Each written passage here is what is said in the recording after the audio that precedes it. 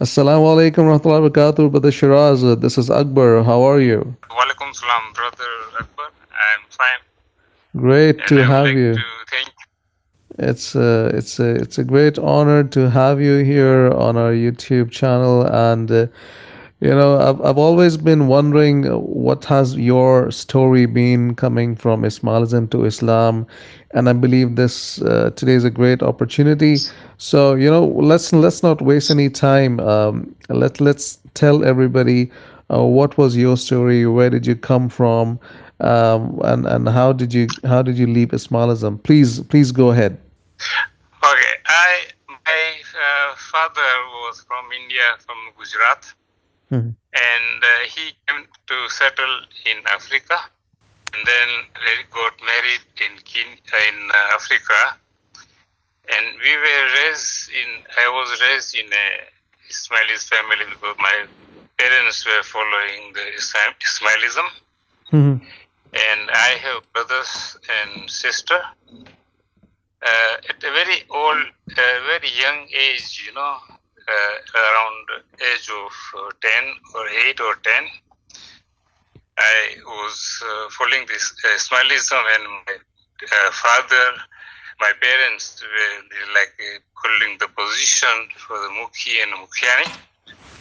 And it was a very small, like a town, not many Jamaat Khana. Mhm. At that time, he used to read the dua, which is in the Gujarati form. Ah, the Not Gujarati later on dua. it has. Yes. Yeah, yeah, yeah.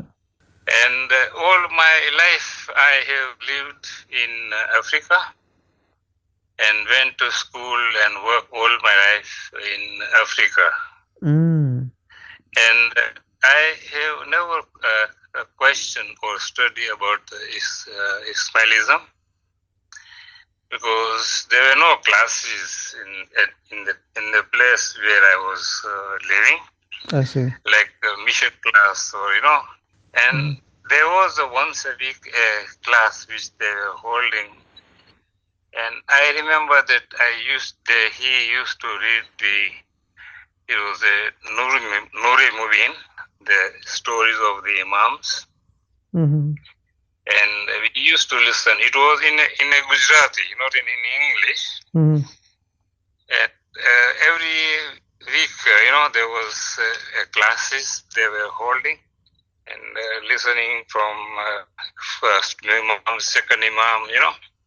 Mhm. At that time, since I was very young, I did not understand what is the about he's talking about the Imam, because it's just started like telling someone a new thing. Mhm. And then I moved to a bigger city in Africa, where I started my education and grown up there. And I worked in quite a various project as a volunteer for the community and raise the money for the charity. And then one day I came across, that every Friday used to have a small store at selling the books on Ismailism. Okay. So I picked one book which was I think it was for the first Imam. Then later on I start going and asking to read the more about the second and third Imam. Mhm. And then I came to know that he said that book is, I reached up to, I think, up to 6 Imam, and they said they are not printing anymore the book. Really? So Okay. it was not there's a surprise to me, Mm. and I didn't bother much, to have another I didn't insist, because since they told me it's up to the sixth booklet which was printed. Mhm. It not so many pages, only like 50 or 40 pages each booklet. Then I wanted to read about more about the Imam. Then I went to the council office, administration office, inquiring in the library, and they said we don't have any book, Mm. Then I went to see one of the administrator. I said I'm interested in reading it. So he said, I will introduce you to the person who can give you a book for all the imams, and if you are interested. So I went and had a book, an appointment, and went to see him. He gave me a book. He said, I'm going to give you a book of scholarly moving in a Gujarati form. Okay. Now, he said, then you can read it and return to me within 1 or 2 months. But since the Gujarati was not my language, I knew a little bit of how to read. And then I started reading it, but I didn't interest me because it becoming very complicated. I might have read almost around 10, 15 pages. Then I returned the book to him. And Brother Shiraz, what age were you back then? How old were you back then? I was 20, I think 20 years old, Okay, or still early 22. 20s. Okay, okay. Yeah, it was early to go into it, Mm-hmm. And then So, I so, was so did he ask you? mainly, So when you returned the book, did he ask you why were you returning? Have you read it? Do you have any questions? Was there any exchange like that, or you just return it and you nothing was asked? when I returned the book Yeah. and I gave it to him, he said, did you go through it? Mm. There were not many more questions from the person. Mm-hmm. And he just took the book back and he said, it's fine, He didn't ask me whether I read it or what I read the book. No, there was no question. He just grabbed from my hand and I gave it to him. It Oh. was quite a thick book, around 700 pages. Yeah, It yeah, was written yeah. by Junara. Yeah. Yeah, the famous Nuri Mubin book, Junara's book. It's I think I've seen the translated version. It is around 800-900 pages. Yeah. Yeah. And then I was very much interested in reading the Imam's history, Mm-hmm. but then there were not any sources which I can read, Mm-hmm. So I just, yeah. So the when you were a young boy, and this is when the Gujarati dua was being recited. Um, can Yeah. you tell us when was the year when the Gujarati dua was stopped and this new Arabic dua was introduced? Because I have something on the website on in rethinkingsmalism.com. We have a dua in which was introduced by Karim Aga Khan, and we know that the Mm. current version says Allahumma laka sujudi wa ta'ati at the end of each part. Yeah. But Yeah. there was a version introduced in Africa, um, which did not have this part. It had Imam al-Hazir al-Mawjud li dhikri sujud. It had that part. So, so Mm. can you tell me when was the Gujarati dua kind of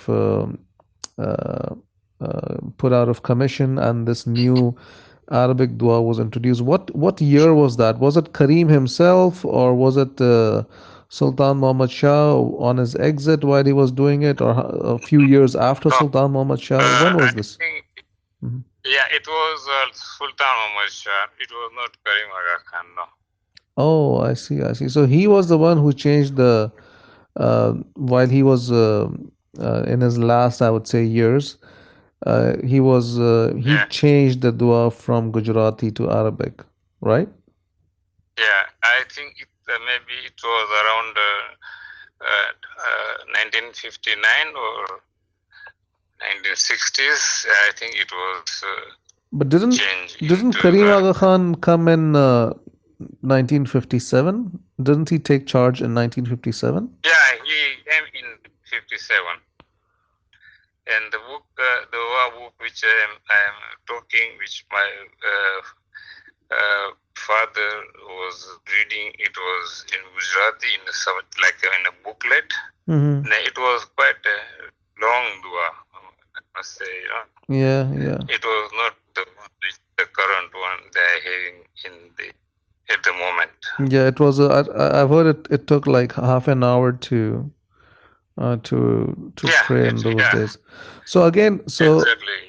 so Kareem came in 1957, and the year Yes. in which the dua was changed was again, what was it, in the 60s? Because if it's in the 60s, then it was changed by Kareem, not by. No, I think it was in around 1960s. I don't remember exact, but he from it was not in 57, but it was a couple of years after he came as Imam. Okay, okay. Fair enough, fair enough. So I think we took a little bit of we went a little bit on a tangent, but you told us that you returned that history book at that point, and at that point you still wanted to know more, right? And that those were Yeah, I Sultan wonder. Muhammad Shah's days, right? Because he was the one who put this book together, who had Chunara write this book, Noor Mubin. So again, it was still yeah. So it was, you were still in Sultan Muhammad Shah's days, and then what happened? Then how did you go about in your quest? The book, the Nure Mubin book, which I am talking about, Chunara, he was he was not the person who wrote the Nure Mubin. I think it was his father. And the book the Nure Mubin, which he gave it to me, was his son. So I don't remember exactly because it was from Chunara. Mm-hmm. Mm-hmm. Mm-hmm. Yeah.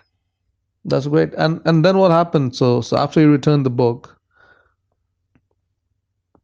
After I returned the book, I was attending the Jamaat Khana as like it was a normal, It didn't. I didn't go into much deep or try to find out more about it.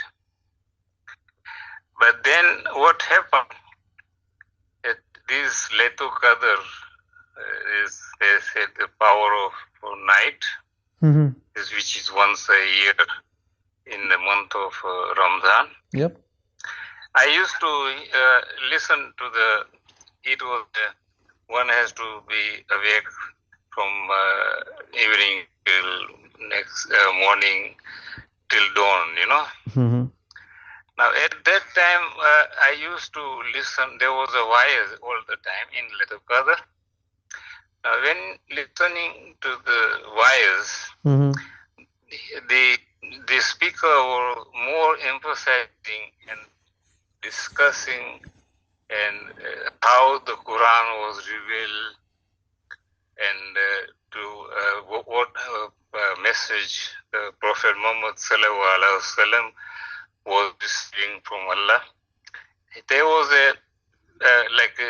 telling the history how it was received. So at that time, I had in my mind that this Quran must be a normal book, which I didn't have much idea because I didn't have the background, Mm-hmm. and no one has told me that how it was revealed, the history of it, because I was more concentrating on the Ismailism. Yeah.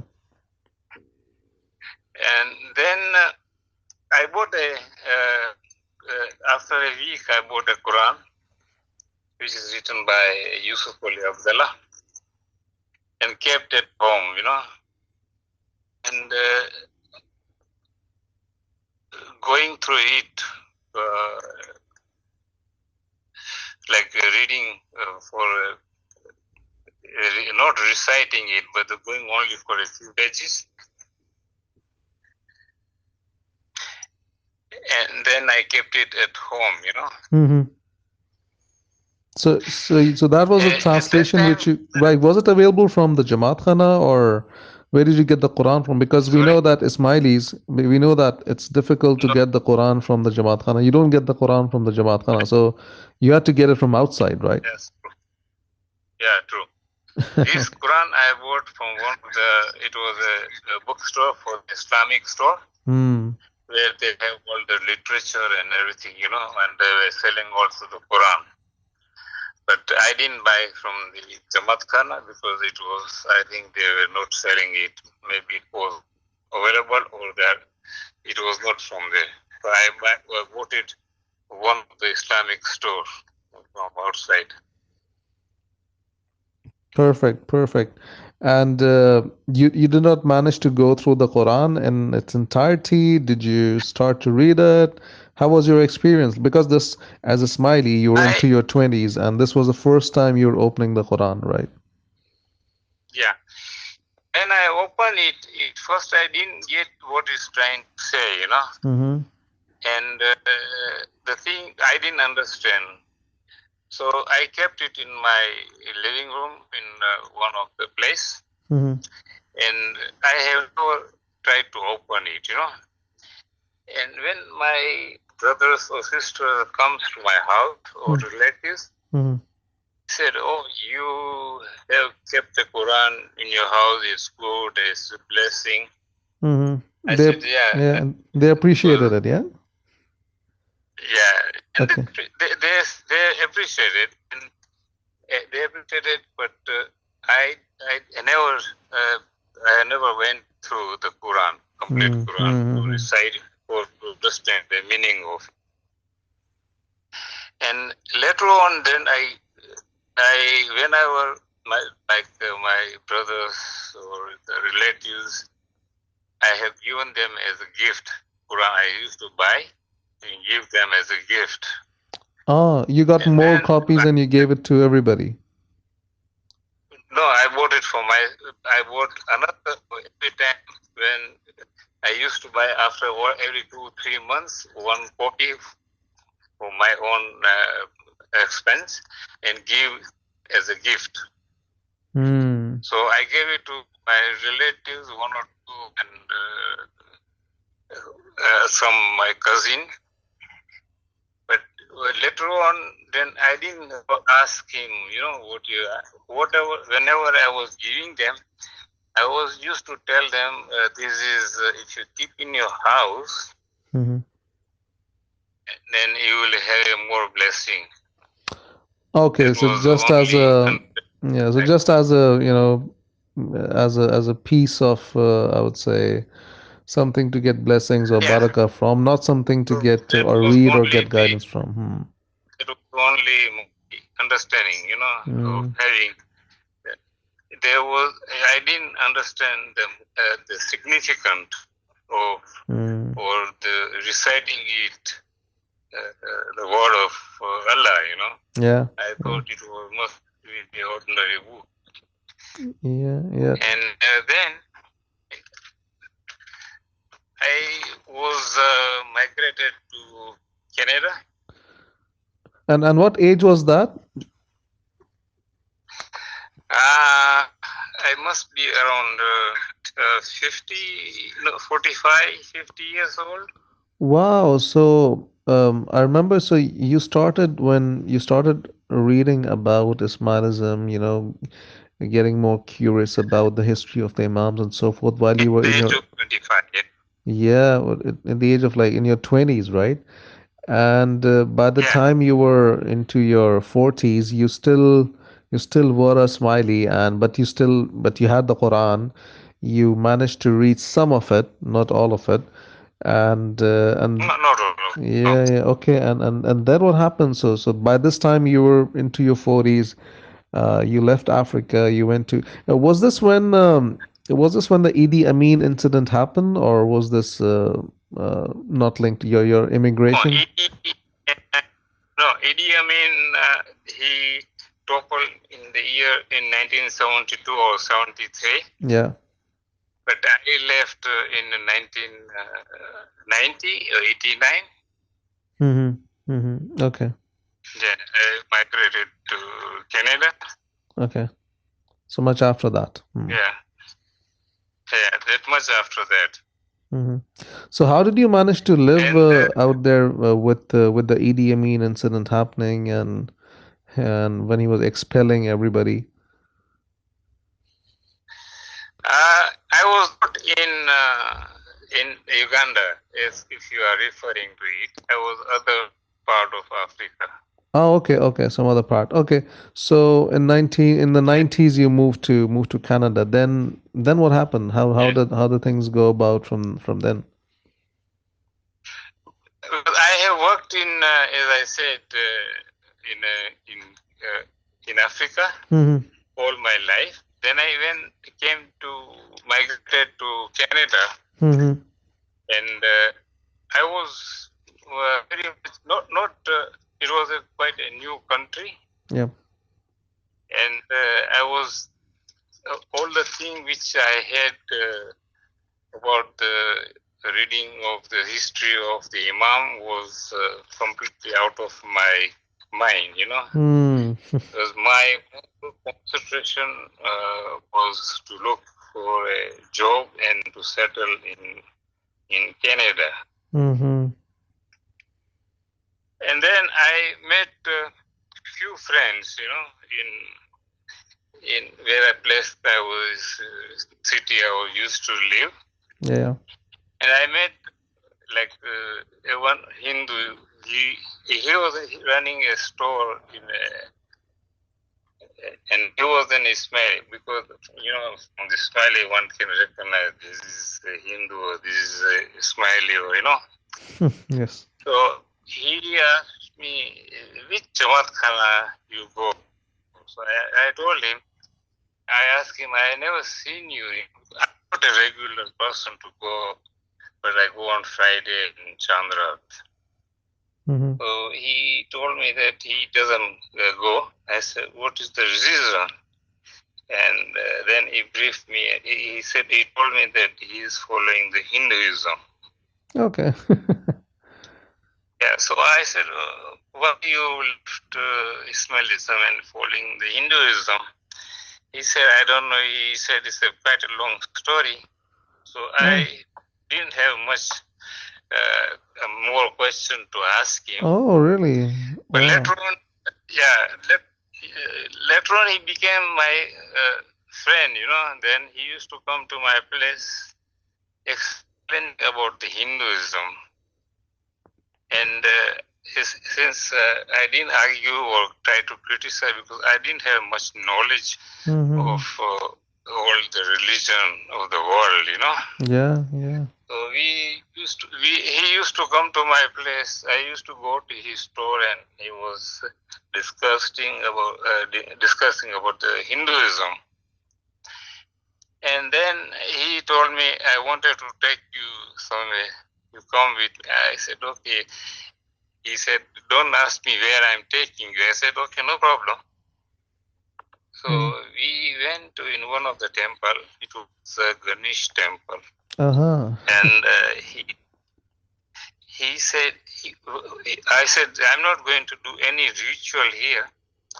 He said, I am following this Ganesh. So he bowed down and carried out his ritual. Hmm. And I was sitting at one of the corner, Hmm. because all the time I was believing that Ismailism is the religion which I am following. And at that time, I was thinking, well, how come this person is going down and doing this ritual? But it was none of I was not trying to be a bias, So that was the end of it. Then Wow. later on, This person went yeah, from being a smiley to being a Hindu and being a Ganesh worshiper, right? This is yeah. So yeah, amazing. yeah, he when I went, I was sitting in the one of the corner, not participating in the ritual. Mm-hmm. He just went down and lied down with both hands together, and he was asking, and then he was trying to, not trying to drag me on his side, but he was trying, I can made it out that he was trying to convince me that about the Hinduism, the religion which he was following. And then I didn't pay more attention.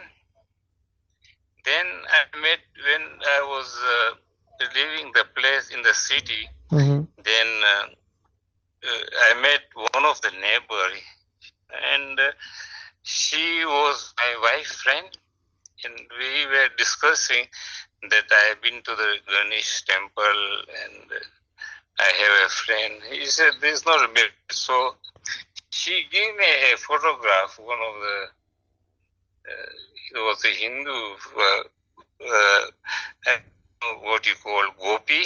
He's holding a flute in his hand. Yeah. And I kept, I brought that photograph and stick at my bedroom at the back of the door. Because I don't want anyone to see it, to give a wrong impression that being an Ismaili. So you had that And then photograph she at, gave at the me back some of your bedroom's door? You had that? bedroom door. But what? Who gave it Because to you? this was one of my wife's friend. She was a neighbor, because when she was Oh, outside, okay, we were yeah. discussing something. So I was leaving for a job, and then I was engaged in the conversation. I told about I had a friend who is a Ismaili, is following this Hinduism. And after she gave the photographs, and she gave me some books on Hinduism. Now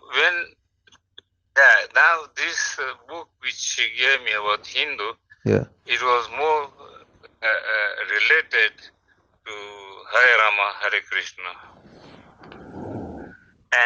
And she told me that there is a temple here, which you can go there. So I thought, why should I go in a temple? He said, no, you go there, there's nothing, no one can kick you out. I sat there, I saw few people there coming out, and they gave me some prasad or whatever you call, and came home. And then I went again, second time, and find they were reading some story of the book, about this their leader. I don't know who was. I forgot his name, and he was already passed away. So at that time I was not feeling comfortable, and thinking that this is something which is quite different than comparing to my religion, because there's nothing here more, they're reading the book, and there's not much ritual going on. So I didn't go there, That was, I thought, this is not the book. I still had some books, then I gave it back to the library and other places, So this is my experience with them. But and the temple you went to, was it the same? Because I know Hinduism has a dozen different gods, or maybe hundreds, maybe. But was it the same temple? I saw that this Rama Krishna was wearing a different type of, there was an outfit of especially chains wrapping the yellow.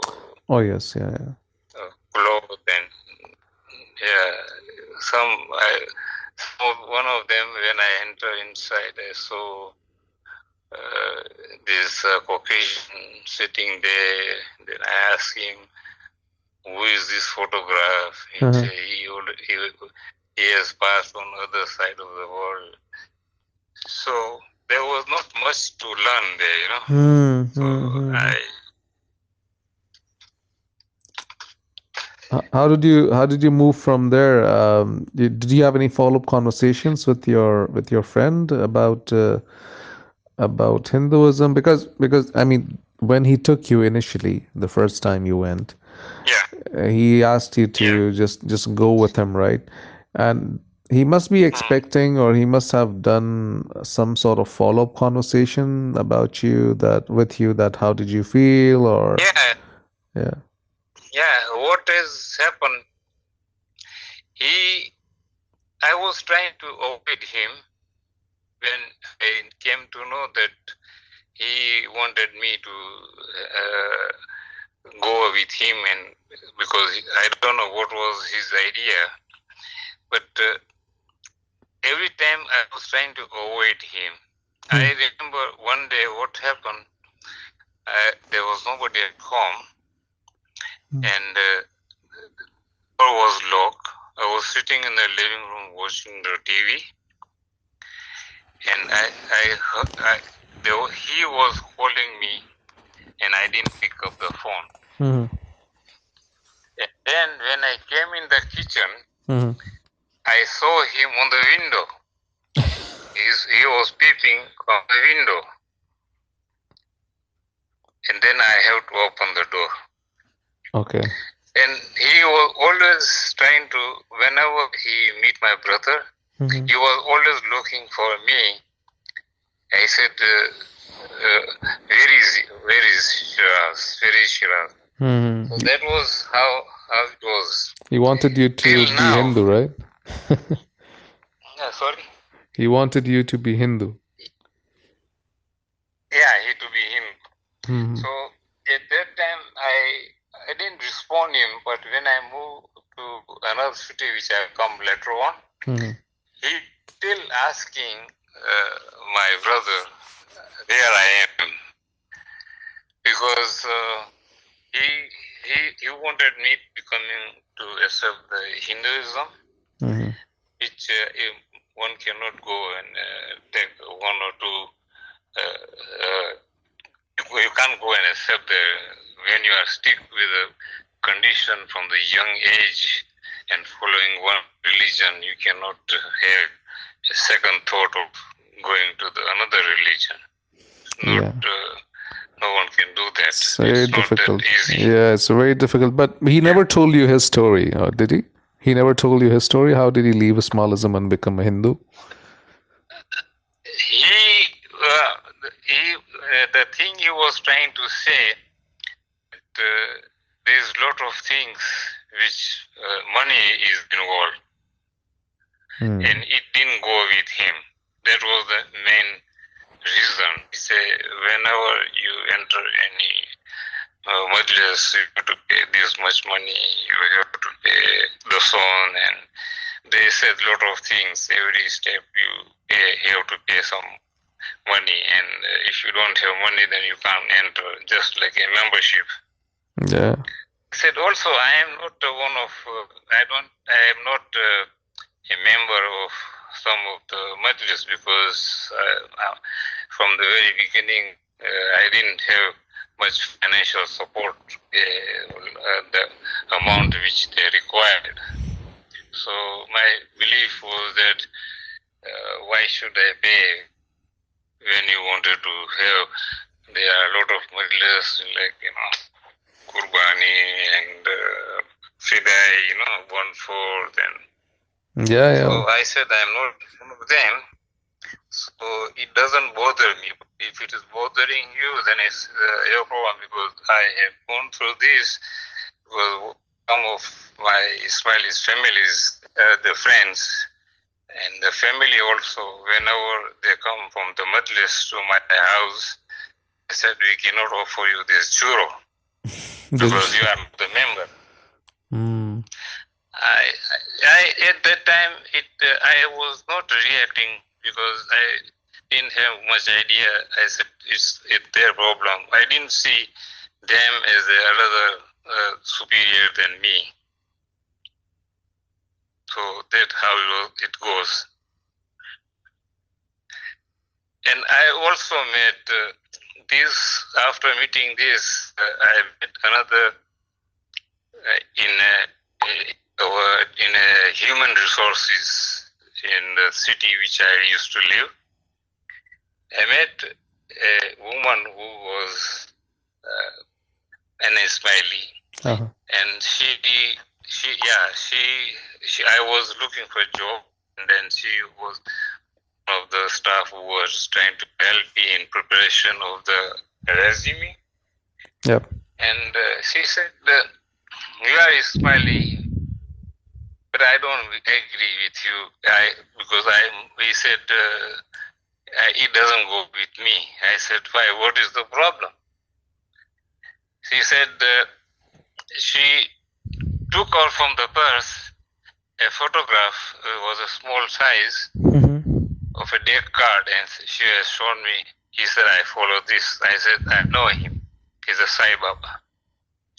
He said, "We have a temple here." And then I didn't bother to ask more questions, because that was another part of it again. So she also left Ismailism, or she was just a Hindu? She left. She left. Oh, she left. Oh, wow. Okay, another Ismaili who became a Hindu. Yeah, she left, and when she was very much. I should not say against, but she was used to live with her mother, and she was married. And there was always a fight between the mother and the daughter, because her mother was following the Ismailism. Okay. And I don't want to insult or offense anyone here, and it should not be taken as an offense, but as far as I know, they always used to have a fight, not a fight, but a conflict, because she was hanging in her bedroom the photographs of Sai Baba, and another mother was having at that time they were having a photograph of this Aga Khan. Yes, Aga Khan was a Sai Baba out here, yeah, okay. Yeah. So that was another person you met who left Ismail. But you were telling us about that person who was always looking for you, and the day when he came out and called you, you didn't pick up, and you saw him outside your kitchen window. Anything particular happened on that day, or? No. When he saw me, when I went in the kitchen, he was peeping from the kitchen window from outside. And now, since he has seen me, I have to open the door. For sure. So he came, and I invited him, and I said we had a conversation, and then he didn't say much, not much discussion. He said, if you wanted to go again, you let me know. I said, okay, I will let you know, but nowadays I am quite busy. So that's how it was. So there was no much correction after that. So just a standing offer to go to Ganesha's temple, nothing much after that, all right? No, after that, no, but he is still missing me. Yeah. So at that point, you had met a couple of Ismailis, ex-Ismailis, who had left Ismailism and went to Hinduism, right? Did you? One, I mean, and that lady as well, right? The one who was helping you find a job. Another lady, Yeah. So did you have any, questions in your mind that, all right, I see quite a few people out here in Canada? When they left, one of them was following the Hinduism, another one following the Sai Baba. I didn't have the question. What was crossing my mind that these people must be crazy, They have left this religion and joined another, renounce Ismailism and joined following the Hinduism. So I had a little bit a bitter feeling, but that was none of my business. So I didn't go much into it. Mm. Yeah. Nothing much. Okay, okay.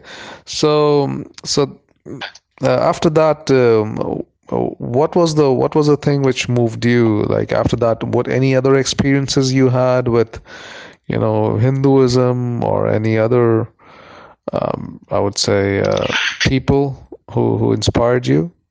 No, after these two experiences, uh, what the place I used to live is there was a church which is I think walking distance was almost 10 minutes, and it always kept at the back of my mind that if I go and sit on Sunday and go and sit on the bench and see what they are talking and what lecture the speaker is giving, I wanted to find out more, but then I had no opportunity to visit the church. This was from your house, 10 minutes from your house, or 10 minutes from Yeah, it from your was house? Okay.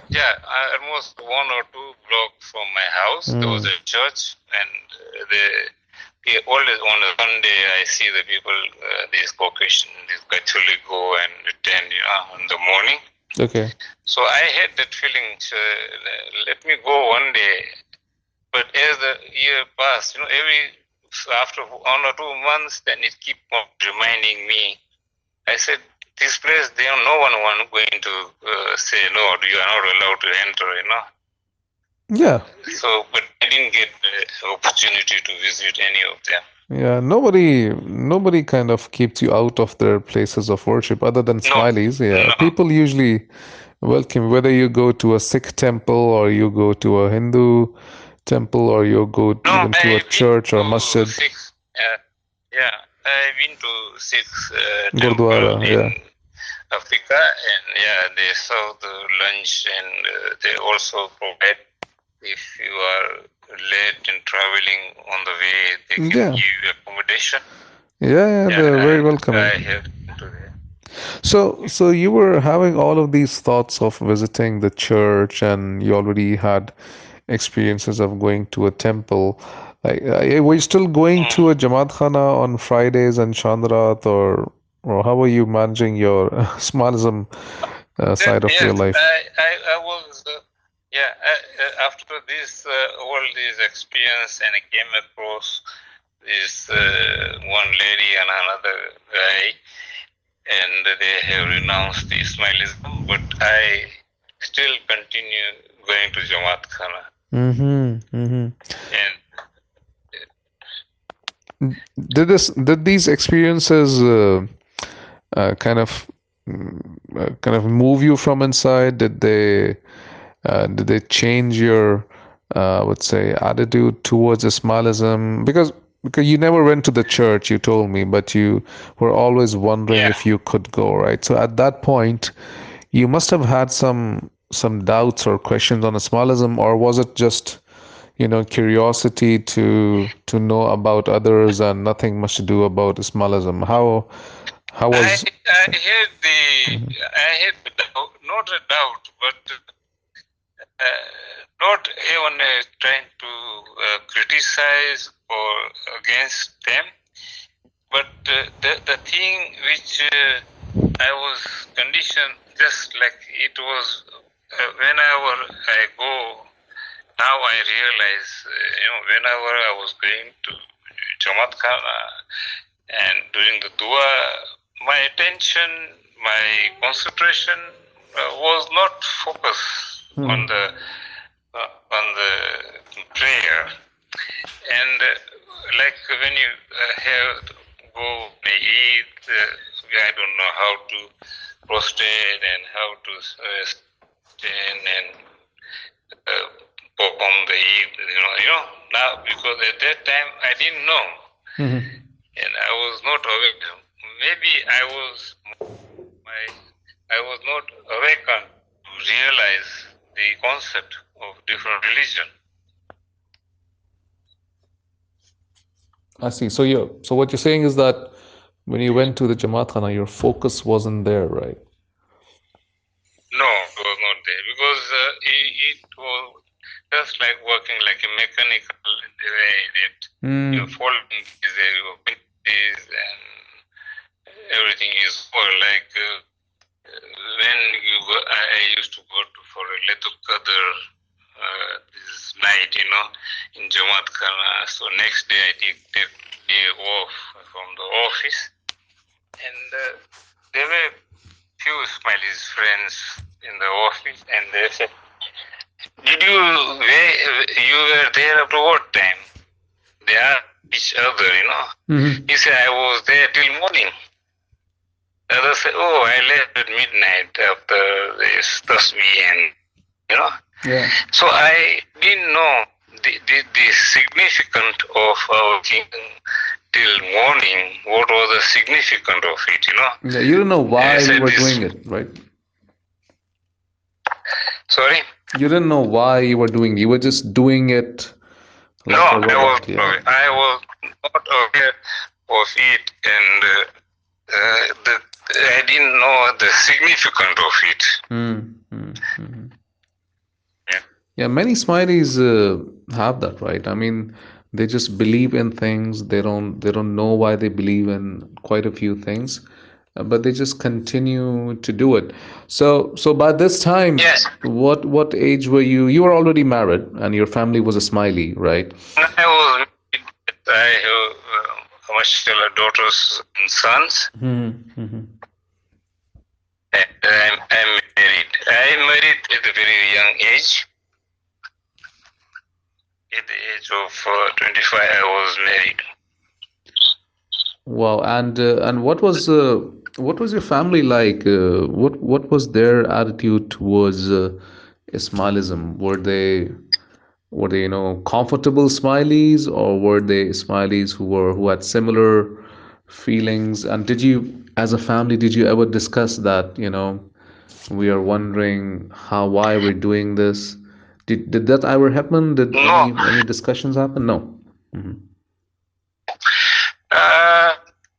I have never had a discussion in my life among the family's member, Hmm. neither with relatives or a friend, because since like a person who doesn't know a background or a basic, the foundation, will not be able to have a discussion in order to convince or to challenge the person that this is right and this is wrong. So there was no discussion. Everyone was following the same as I was following. Yeah, so no discussions even in the family. You were just all following No, Ismailism. Yeah. Okay. Okay. no. Okay. And then how when did you get to a stage of actually doubting Ismailism, and what led from those events? Uh, I didn't have any doubts about the Ismailism, At that and time. it never crossed. Yeah, at that point, never crossed my mind. Mm-hmm.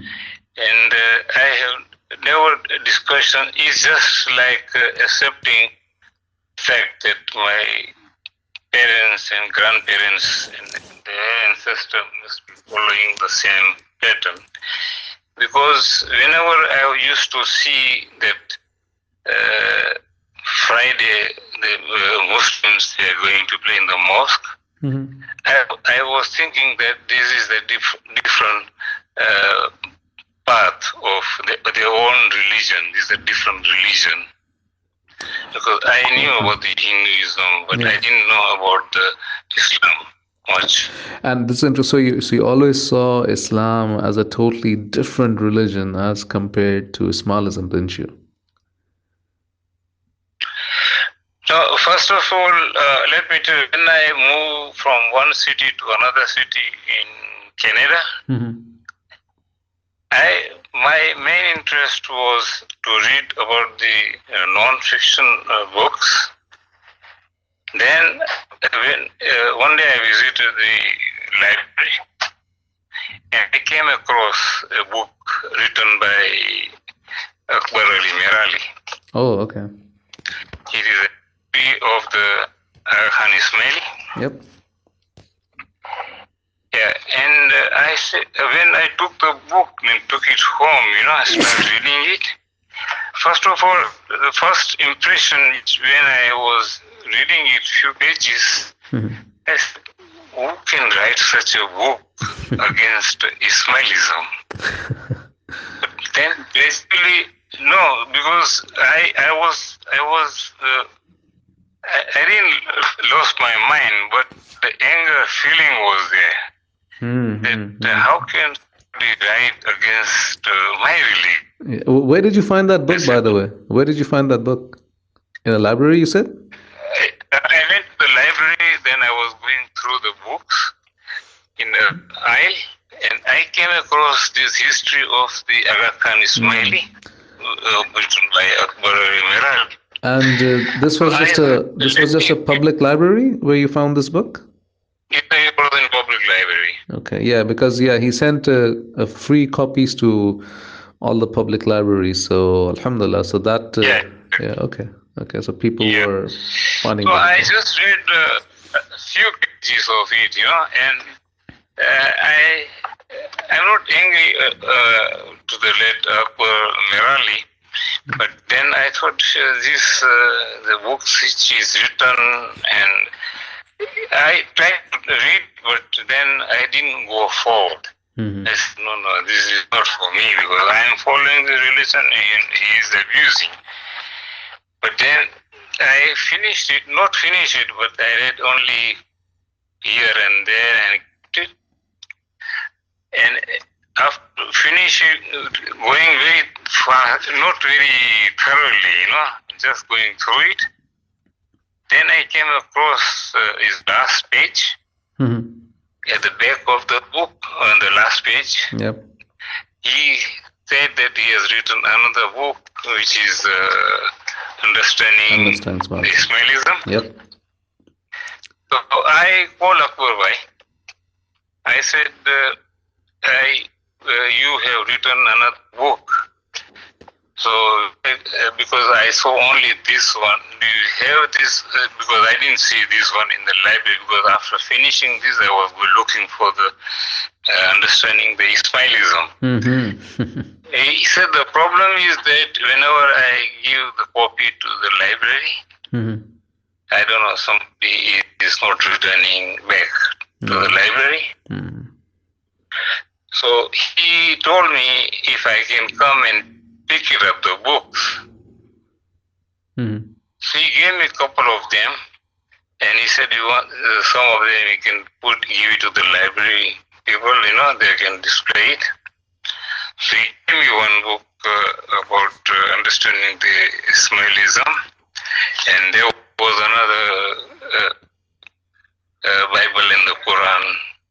So I started reading this book, and I came to know that there is something which makes sense, in the way he is written with the evidence.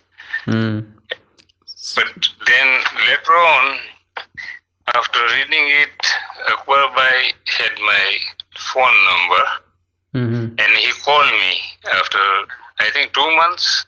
After 2 months. He called me, he said, have you read the books? I said, yes. And he said, if you need any help, we have an ex-Ismailis member, and we have a little get together in one of the group, who have been Ismaili and came to Islam. So I said, okay, I don't mind.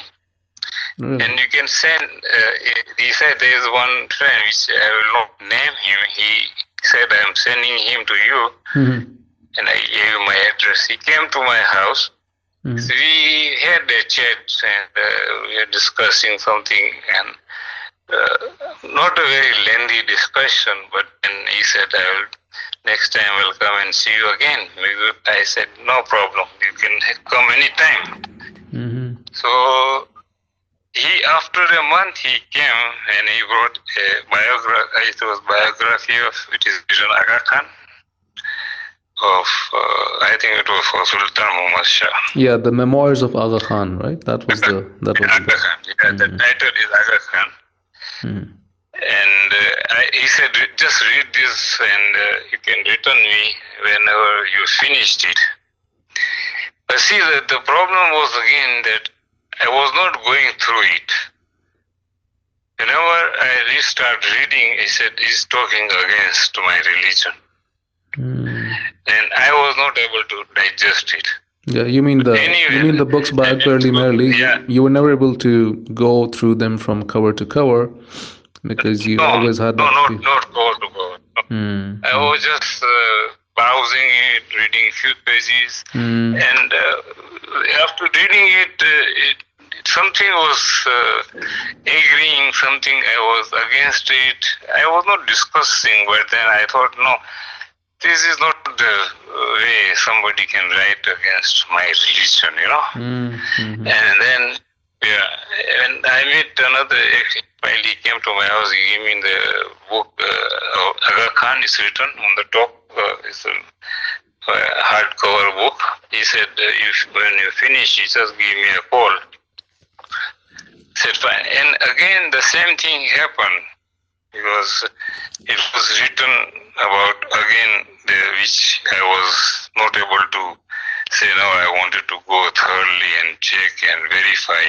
No, I didn't check that thing. So what you're saying is that Akbar Ali Meherli's book you weren't able to go through because, yes, you had that feeling that he was writing against Ismailism. But then this book, which was Aga Khan's biography, some Ismaili came and gave it to you, right? It wasn't Akbar Ali Meherli who gave it to you. It was some Ismaili. Yeah, he was an Ismaili, but he has devoted to the Deen of Islam.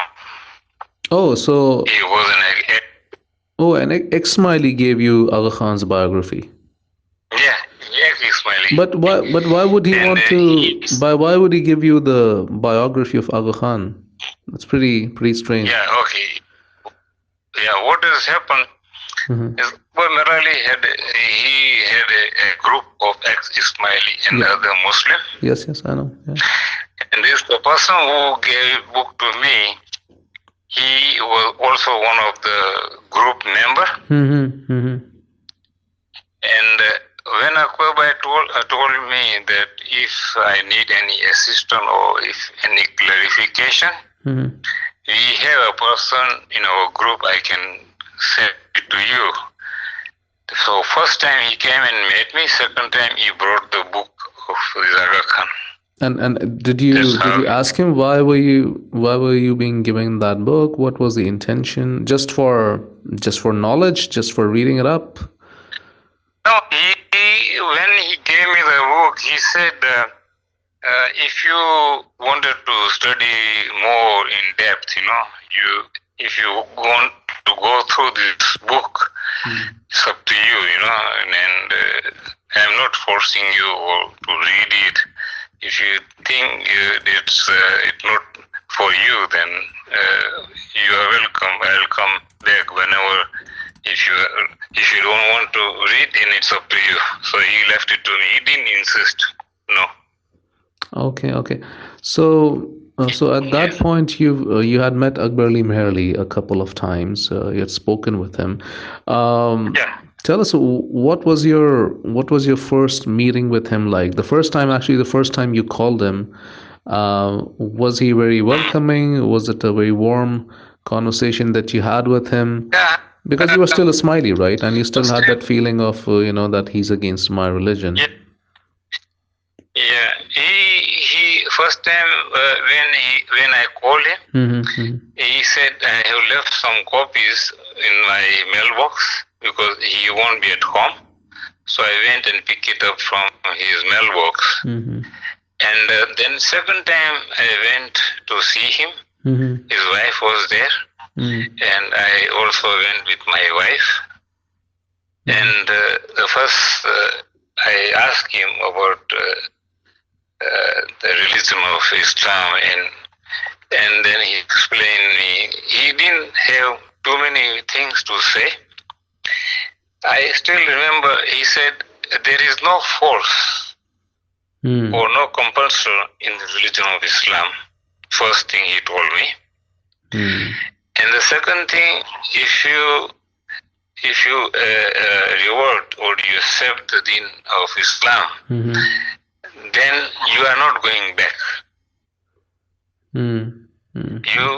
This is the thing, because he said they were, I don't know, one or two Ismailis who were reverted to the deen of Islam, and after a year they have gone back because they said they were not comfortable because there is no much socializing in Islam. In Islam. Yes, this is the way he told me. And he said now he is back to Jamaat Khana and he's gone back to it. So he said, I'm not forcing you, and it is up to you. And at that time I have studied about the religion, the deen of Islam. I didn't have much idea, neither I have studied any history books. I knew that Prophet Muhammad sallallahu alaihi wasallam, the Quran was revealed to him by Allah, and that is it. Because other thing which was not, because I was always focusing on the Ismailism. So when you had those conversations with him and when you met him, he welcomed, he called you to his house. He told you to pick up books from his mailbox. Nothing to hide. There was no.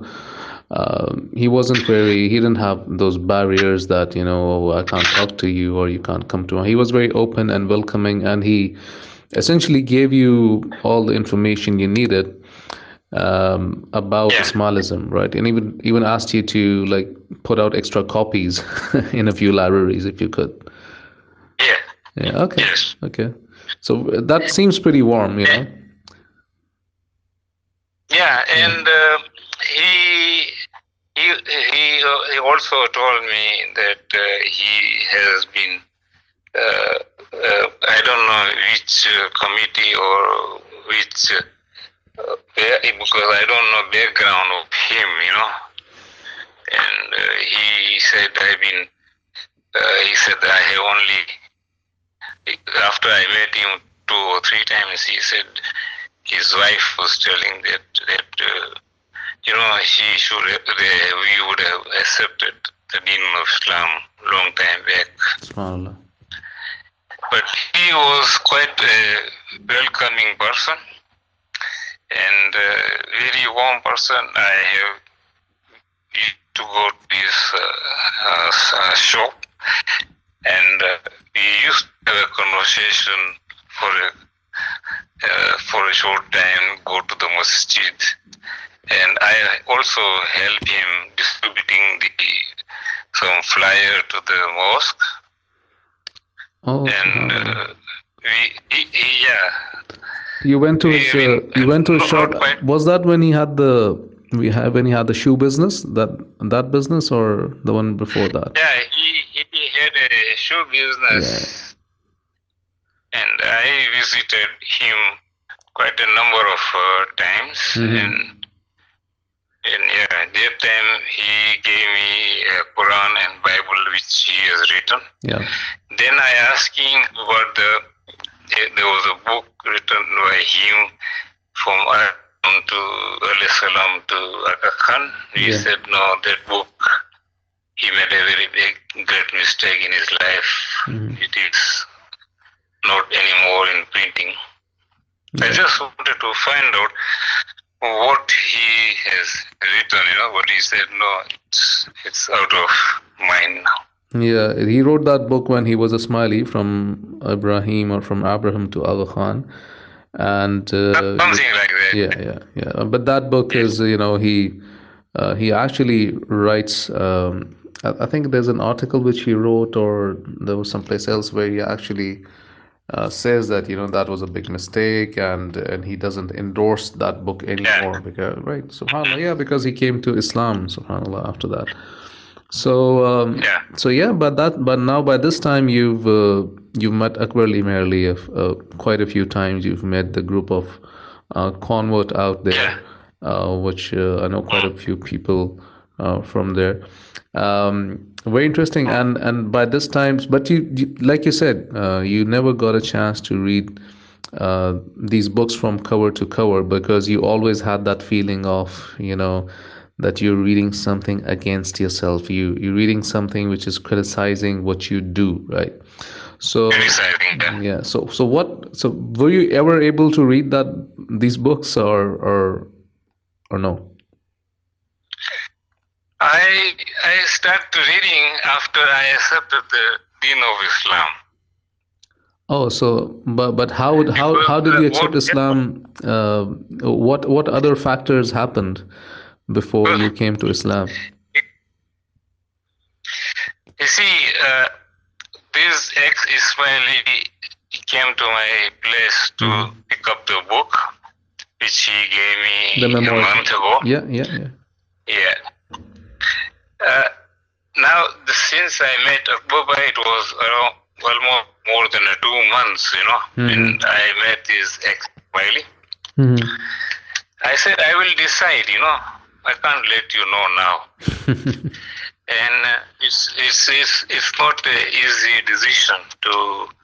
It's not like waking up in the morning and I said to renounce your religion. Yeah. Because my belief was very strong in Ismailism, and I cannot say, okay, I'm changing.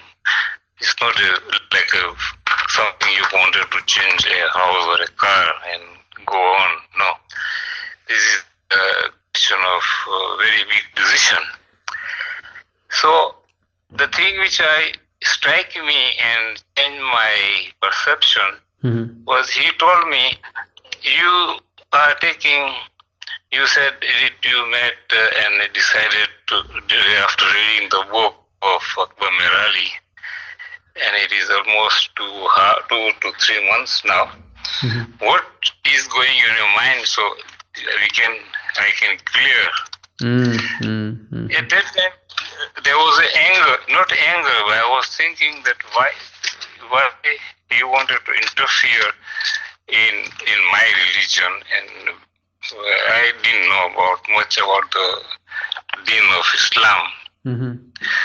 So only one thing which struck me at that moment, he told me, you are just keeping on thinking a month after a month that when you wanted to revert to the Deen of Islam, what happened if you had on your last breath and you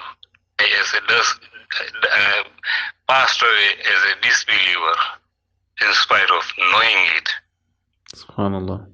Because sometimes, if the person has known the fact, and if unbeliever is a different thing according to me, because the person is not aware of the own religion. But if the person, after knowing the facts, in spite of it, saying no, I don't want to leave the Ismailism and go into the religion of Islam, which was the foundation of Islam religion on the first on the earth.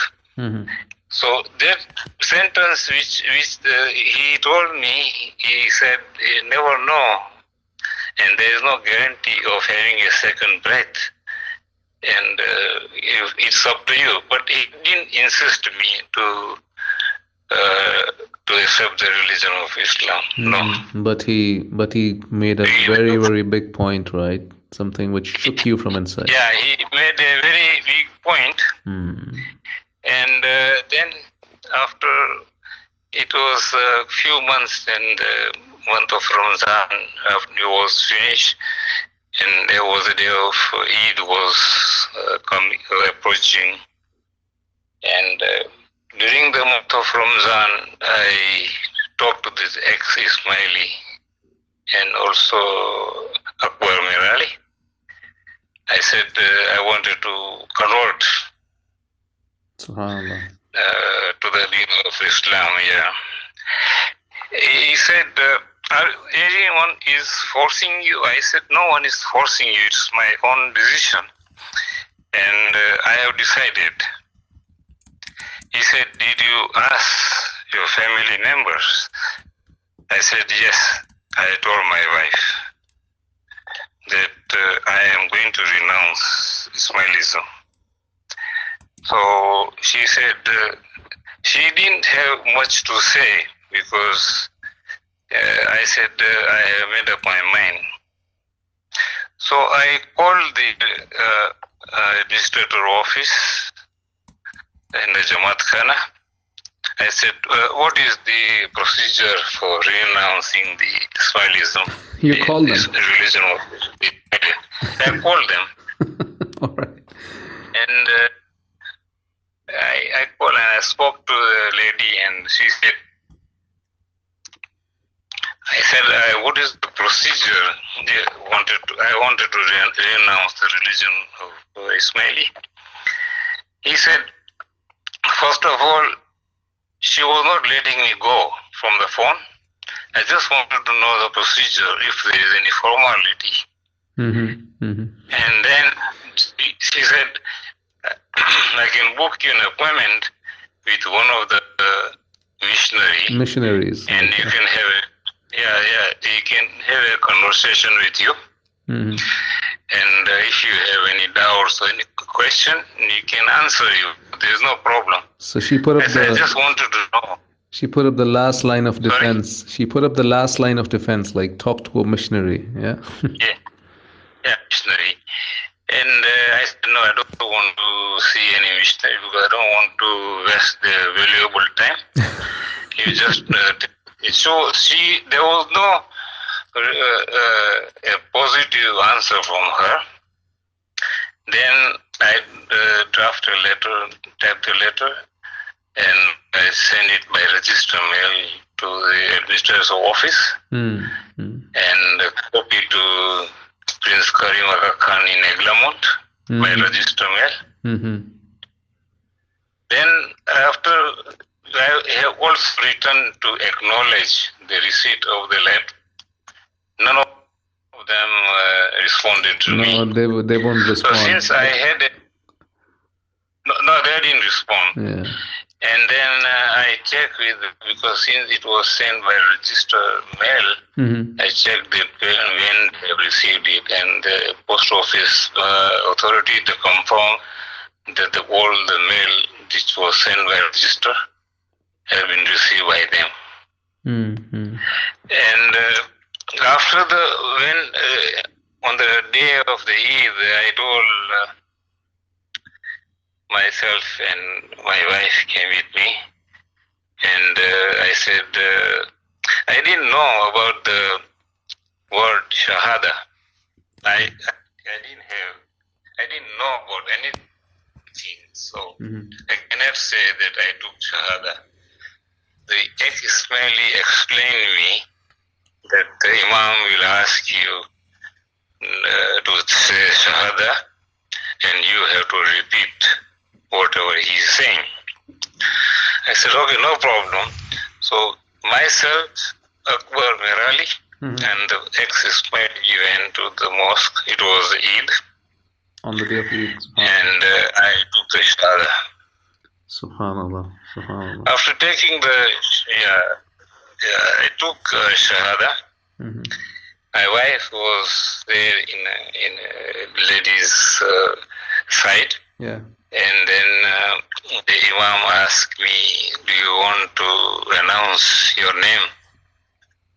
That you are coming to the deen of Islam. So he made an announcement that we have a new brother who is welcome to the deen of Islam. So after, when I came, I was sitting near the Imam, and the Jamaat was sitting there. And when I came from the place he was sitting, then going out to wear my shoes, I saw everyone start hugging, Yeah. Yeah, because it took me almost 10 to 15 minutes. I don't know. A person I didn't know, I never seen in my life. And they start arguing and say, okay, welcome to the Islam, welcome to the Islam, and they said Allah Akbar, and I was very much happy. Subhanallah, subhanallah. Then I met the Imam in the mosque, and he said, come to my office. So he gave me something was written on the ayat of the verse of the Quran. It was framed in one book of Salah. So I still have with me. And at that time Akbar came with me. And then I came home, I told my wife, I am a Muslim now. And my wife was not, she was still following the Ismailism. Oh, okay. Even though she accompanied you to the masjid, she was there in the ladies section, but she, but she was still a Ismaili. Okay, okay. She was still a Ismaili because she, some people, to decide to live their social life and the friends circle they had, Yeah. And it was not that easy for her to face. It's a big social change to leave Ismailism. You leave all your friends behind, you leave your social circle behind, and it's sometimes even more than that. So almost, I think, almost a year. After 1 year, I was reciting the Quran, saying the namaz, and my son, they used to see me, that I'm reciting the Quran and praying namaz. And before going to work, I used to recite the Quran, then go to work. So my family was, I didn't say them or neither discuss about the religion of Islam. And I didn't have much idea the background or history of Islamic, whatever has happened or what is. Then I started reading all the history books of Islam. And the more I read, the more depth I have to go into it to find out how it happened, what happened. Then I start knowing more about the Islam. And then it was not the end of it. Then I started reading about the Christianity. I know I am not trying to criticize, but then I start reading all the religion, almost major religion of the world. When I sat down, I'm not saying that trying to convince or anyone to, or trying to criticize, but when I put thing in my mind, I see, I have to follow, I am following the religion of Islam. I am on the right path. I know some other people will not agree with me, my personal view, but after accepting the religion of Islam, my perspective of looking at the world changed. Absolutely. Absolutely.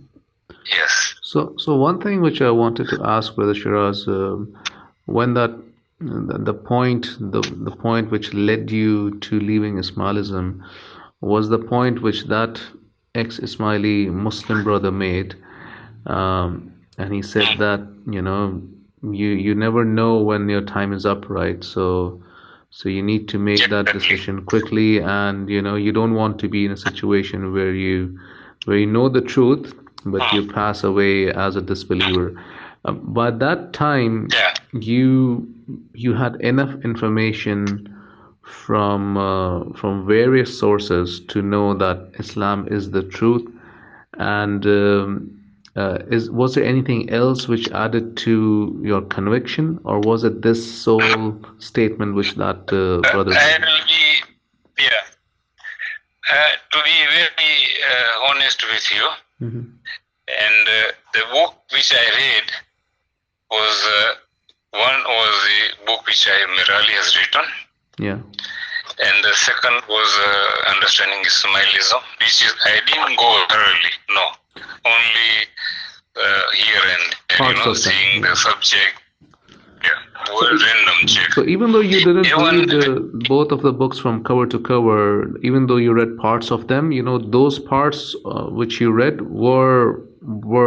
did manage to make an impact on your beliefs? No, they didn't. Like when the pages, like I was turning, like how Khoja became Ismaili and what is the son and what is Ginan,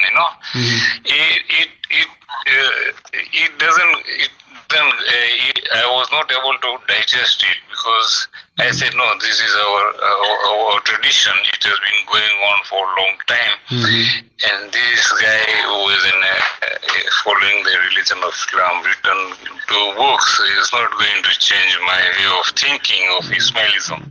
And another thing is all the book which Ismaili wrote of Aga Khan biography. It also didn't impact me much on the subject, which was not. I didn't, and moreover, I didn't study about the Islamic, as I told you, the history or anything. What is the background of it? I didn't go through any website, neither any book, none. So what led you to leaving Ismailism? Because you were having all of these conversations and meeting up with merely and getting these books. So what was the point which made you leave? I had a feeling, that this religion which I am following it's something was lacking it, and which was not going with me. Which my heart was not accepting the fact. Yeah, it is against the fitra, that's the best way to put it. Yeah, that's against it. And once you came to Islam, you felt that your inner self, your fitra, aligned with whatever you were doing and practicing and following, right? Islam aligns with the fitra, right? Because that's how Allah subhanahu wa ta'ala created the humans, right? He created the humans on the fitra, and whenever you do something which opposes that, you get that message from inside. Now it depends on person to person how much can they hear that inner voice and how much they're willing to seek the truth. But once somebody goes on that path, then he realizes sooner or later then Islam is the correct path. So by that time, what you told us is that by 1 year had passed after you came to Islam around, and then your family was listening to you reciting the Quran. You went through the Islamic history, and that is the point where your wife came up to you. How old were your children back then when you came to Islam? My son was 15 years old. MashaAllah. And your wife and him both came to Islam after 1 year, or how did it go? No, what happened when after a year, I was getting ready one day, going for a namaz for the Eid, and 1 year has already passed. I took Shahada, and my son said, I wanted to come with you. SubhanAllah. Now, the thing was that he has never studied or gone through any religion book or study about the Islamic concept of Islam, and he didn't have any thing about it. He knew that my dad is following Ismailism. I'm Ismaili, But did he go to the Ismaili, the REC classes and night school and Jamaat Khana? Did he go through those classes in the evening? when he was young, so there was a mission class, like what you call madrasa or whatever, and they used to teach him only how to say dua. Oh, okay. Yeah. Only the Ismaili dua, you mean? Yeah, Ismaili dua, and there was no. Because he was a small person, a young guy, he was not able to understand what is going on. So he didn't have any challenge to put forward any question to the teacher, no. Yeah, so he was just going through the normal Canadian public schooling system, and then he came up to you and said he wanted to go to the masjid with you for yeah, I was getting ready to for a namaz for Eid, and he said, which mosque you are going? I said, I'm going to the mosque. If you want to come, you can join me. He said he wanted to accept the deen of Islam, and I explained him that this procedure is not a very big, not very lengthy ritual. So after the Eid namaz, he took shahada, we met the imam, and he said he wanted to announce on the speaker. He said no, so he wanted to keep it to himself. So that was after a year. And meantime, so my son and myself became devoted to the deen of Islam. My wife was still an Ismaili. Subhanallah. So, that's 2 down out of 3. I mean, those are the only children. You only had one son, or you had more children? I had 2 sons. 2 sons. Both of them, they accept the deen of Islam. Subhanallah. And then what was going on with your wife? You said that obviously she, she kind of shied away because of her social commitments and so forth. But, and when she realized that my husband is following the deen of Islam, and one day I think she talked to Akbar's wife, and she didn't convince her, but she said, since you both, 3 of you are following deen of Islam, he wanted to join you. So she took Shahada after 2 years, and she is reciting the Quran, the namaz, and she is becoming more humble. And now the problem not the biggest problem, but when I became a Muslim, accepting the deen of Islam, my brother-in-law, he said, you must have gone crazy now. And there was a distance, having a distance with the family member, like sisters and brothers. And later on, the wife family, they came with reserve, that this person is not it doesn't belong to, since he is not an Ismaili, has renounced it. So they were looking at a different angle, Yeah, they don't see the religious. Yeah, they see the social aspect of it. They don't see the intellectual aspect of, or the reasons of leaving. They wouldn't refer to the Quran. They would just see you as, it's just like asbiya, right? Anybody from, they would be, even though 2 people, like, forget about their religion, right? 2 people could be even Muslims, right? And there is a barrier created, on the basis of nationality or race or something. These barriers which prevent them from seeing anything beyond that barrier. They would say, okay, this guy is from India and this guy is from, let's say, Pakistan, and that's why he's my enemy, right? They wouldn't see that, why? I mean, why would this artificial, man-made division, uh, why would this create animosity between us, right? And that's the same way family members, many family members react when somebody leaves Ismailism. They would just say, okay, he's a non now, right? That's how Ismailis go by. Yeah, right. And they would hard. I mean, it's difficult to have a civil conversation with them sometimes because it's just emotions which are pouring out, right? Same thing happened with you, I'm sure. Yeah, it happened with me. I still remember when I took when I came to Deen of Islam, and one day I was at home and received a call. It was for my wife, and she was an Ismaili who was calling, and then I said, Assalamu alaikum.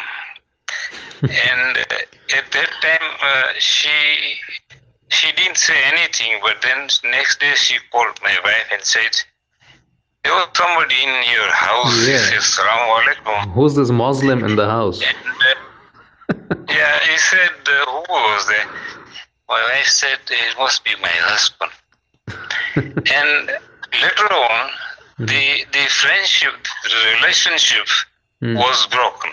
This was before your wife became a Muslim, right? Yes. Yeah. Okay. Because she was not a. So it came out of my mouth that I picked the phone and said, Assalamu alaikum. Who is there? I said, I'm with her husband. She said, oh, you. He said, okay, no problem. So I left the phone, And then after 2-3 days, she called. He says, there was somebody in your house who answered and said, Assalamu alaikum. You see, my wife said, yeah, he is my husband. But then they came to know that this guy is, I don't think he's following the Ismailism. He's following the religion of Islam, And then I start noticing my neighbors, There you can see their body language has changed, When they say Yalim Wadat, I don't say, I don't respond them. Yeah. Then they know that this guy doesn't belong to us. The and social, then they start keeping a distance. The social boycott began, right? Subhanallah, following the. Yeah. It's the same way it happened with Rasulullah Sallallahu Alaihi Wasallam, right? He was boycotted, and that's another chance to, live the life he lived, right? Live the experience. I mean, he went through much harsher things. He went through a complete economic boycott. An entire clan, the Banu Hashim, the entire clan went through the boycott. But subhanAllah, that's just a glimpse of the feeling that he would have had at that time. And then there was a problem. But then when I was looking for a job, and the first question was, which Jamaat Khana do you go? And since I had already been accepted the Deen of Islam, I cannot lie and say, no, I go to this Jamaat Khana or that Jamaat Khana. I don't want to lie. I said I am a Muslim and I don't follow. I don't go to Jamaat Khana. So they have a bitter feeling by telling them the truth, But later on, I found that even the relatives and the brothers and sisters, they have at the back of mind that I am not one of their family member, It's not like before. Let's put it this way. Yeah, things are not the same, as they say. They are not the same. And I have given this Quran to my close family members. And they said, oh, I am still reading. I read 10 pages, and it's almost now more than 5 to 7 or 10 years.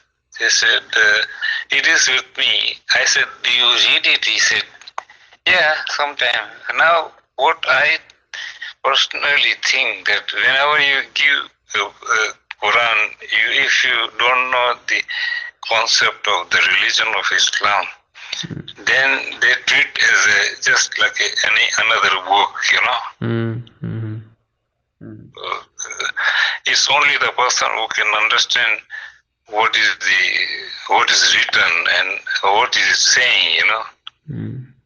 Then you can value it. Yeah, and it takes a person who is looking for guidance, right? Who's looking to get guided, who's looking for the truth. It takes that person to actually gain something from the Quran, right? Otherwise, it can just keep lying there on your shelf collecting dust for, ages and ages, and you can spend your entire life without even, reading a page of the Quran. That's even true for many of the Muslims, but especially for Ismaili who's looking for guidance, it's important for them to pick up and read it, right? And with a niyyah, with an intention of seeking the truth, getting guided, right? Ihdina Sirat al-Mustaqim should be their reason for picking up the Quran. But the people you gave the Quran to, they never went through it in that having that. They said I have read almost 20 or 25 pages, a quarter of it. And I said, what do you learn? He said, I don't know. He said, just reading they have no any specific answer to say, yeah, he has learned something out of it. No.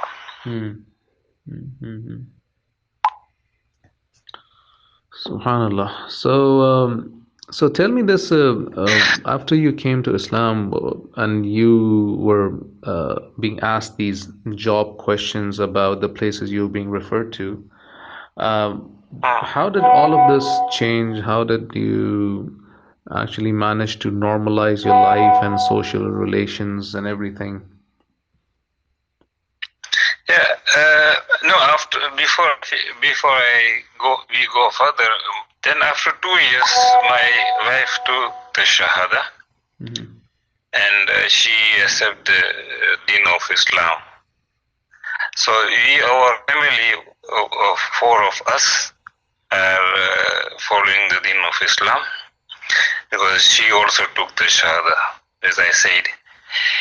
And as far as the job is concerned, I was having this problem, but there were some other people, not only Ismaili, but then they are like other denomination who offered me the job.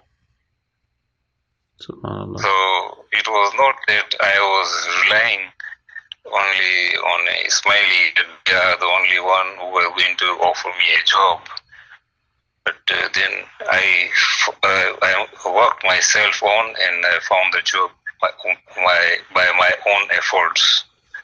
Yeah, subhanallah. Allah is the Razak, right? Not not anybody else. Subhanallah. Yeah. And how did the family members react afterwards? Because initially it's a big shock, but after that the in-laws and so forth, did the relations normalize, or you would still say it's still in the mode of it's not the same kind of thing, but you still have a relationship with them?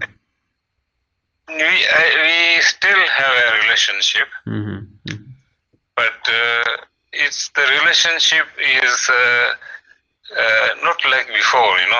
The back of their mind, they always have, and they said their own thing, which I don't argue with them, because you cannot force anyone to go and tell them. Absolutely, subhanallah. Especially Yeah, and especially all the religions, whenever I have one thing I have failed to understand when you are discussing being a mature person with an Ismaili. They, I don't know, because they are not very.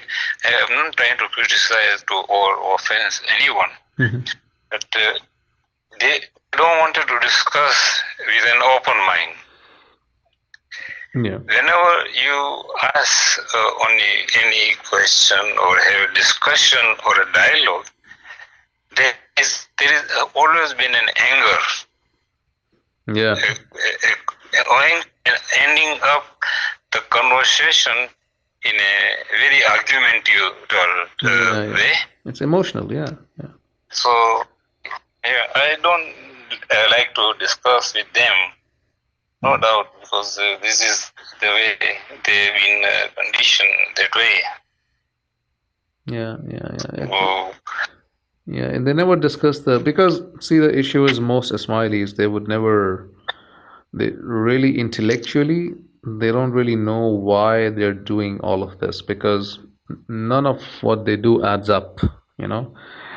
Nobody can answer why do they have these, half baked Scotch tape verses, as Brother Akbar Ali Meherli Rahimullah used to call them, right? Why are these Scotch tape verses there in the dua?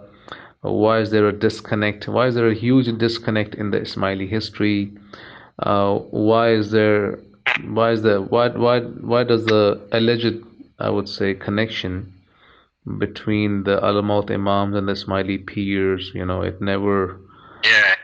Why are there so many, differences in the years? There's difference of like 2 centuries, which I've said in the previous episode as well.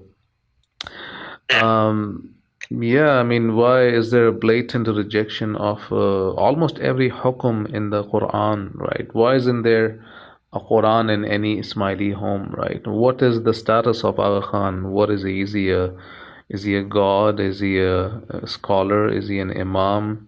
Just a guide, just a leader? What's his status? I mean, if he's not something which, if he doesn't have the same, does he have the same authority as the Prophet? If not, then why does he keep changing the Sharia, right? Why don't the Ismailis pray like the Muslims do, right? All Muslims do. I mean, take Shia, Sunni, whatever flavor you want to take of Muslims, everybody prays except the Ismailis. Why is there so much secrecy in Ismaili Jamaat Khanas? Why don't they face the Qibla? Why is there no adhan? Why is there no wudu, right? How come everything is so, how come everything has an esoteric meaning? Everything is batini. Why is money, why is the son that you pay, why isn't that esoteric? How come that is all real, right? So many questions that they never add up. So that's why they would never engage in an intellectual discussion, because they know, I mean, there are many people who have tried having a conversation with.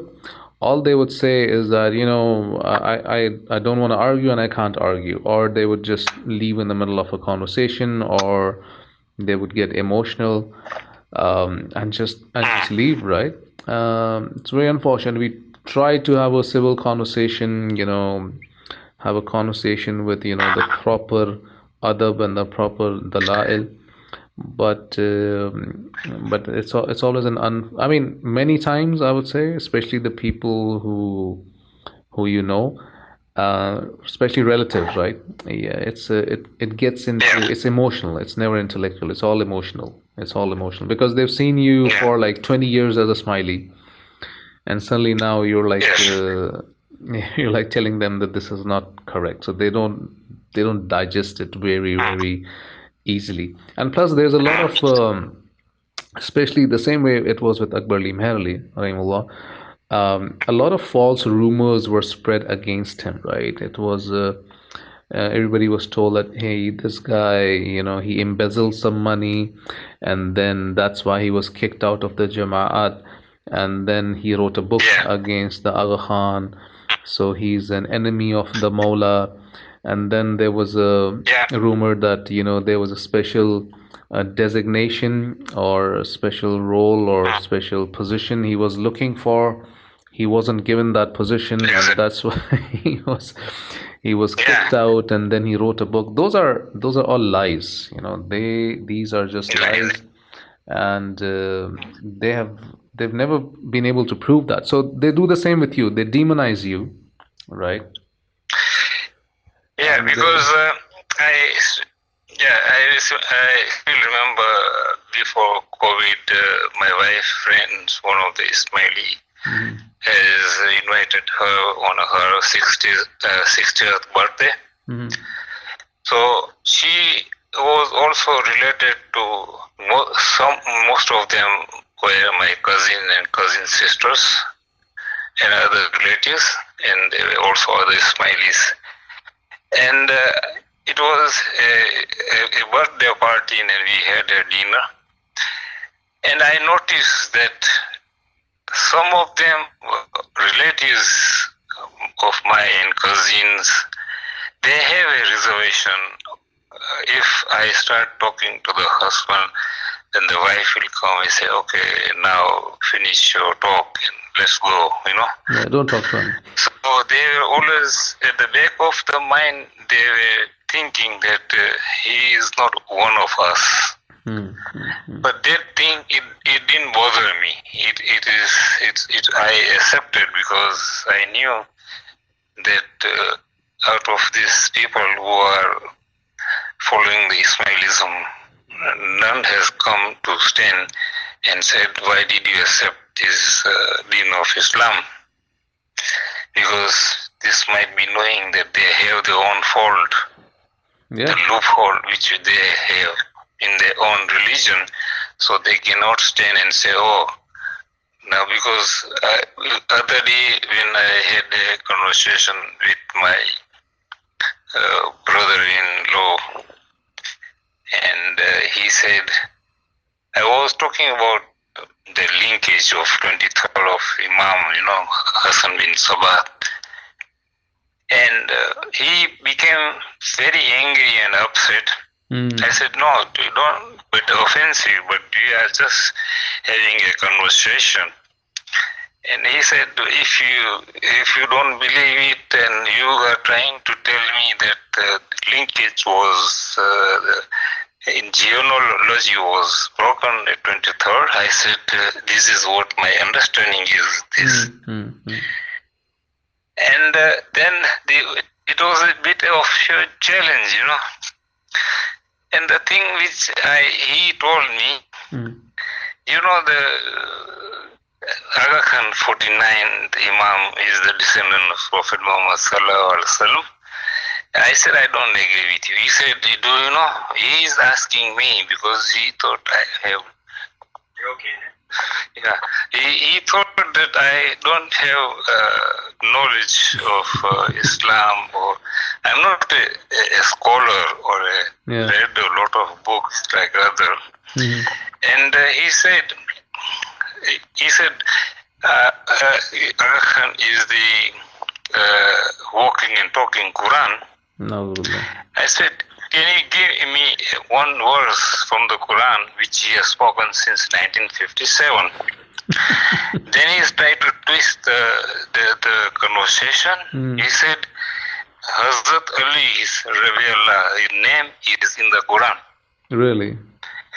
I told him, where? If you show me the quote, the chapter and the verse, I will give you $10,000. Just give me the chapter and the verse where it said Ali. Yeah.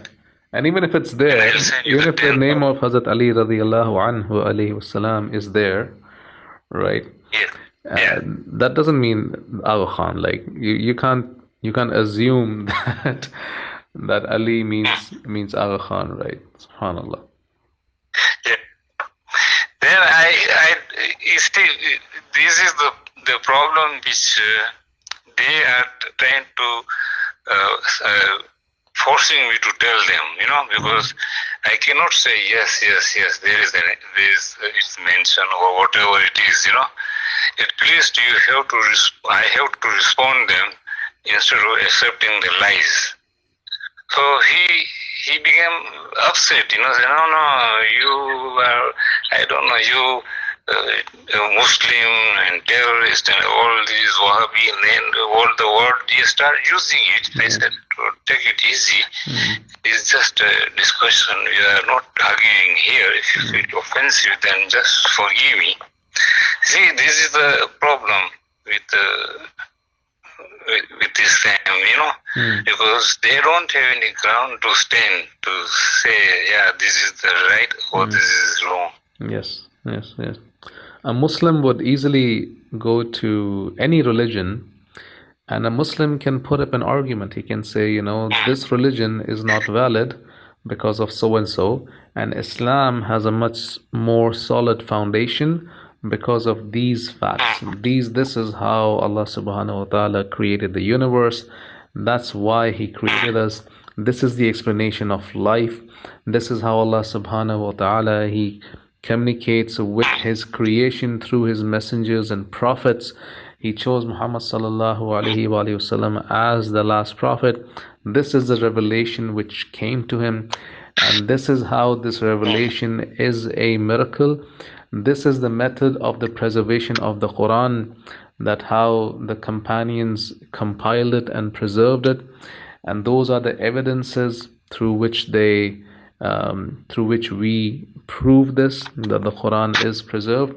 And from that point onwards, you obey whatever the Creator has asked you to do. It's a very simple argument when it comes to Islam. In Ismailism, no Ismaili would ever go up to a Muslim and say, why don't you become a Ismaili because so and so? Because it doesn't really make sense. Everything in Ismailism starts from, batini, esotericism, tawil, oh, this is not what it means. It actually means this, right?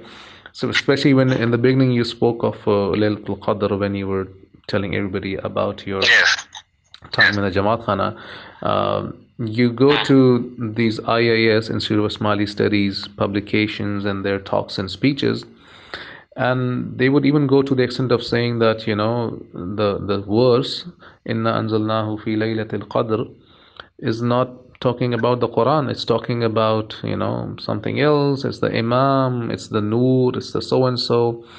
They have a concorded version or explanation of everything. And the biggest piece is, the most shocking aspect of that is that none of this comes from the Aga Khan. The Aga Khan never comes out and explains, this is what so-and-so verse of the Quran means.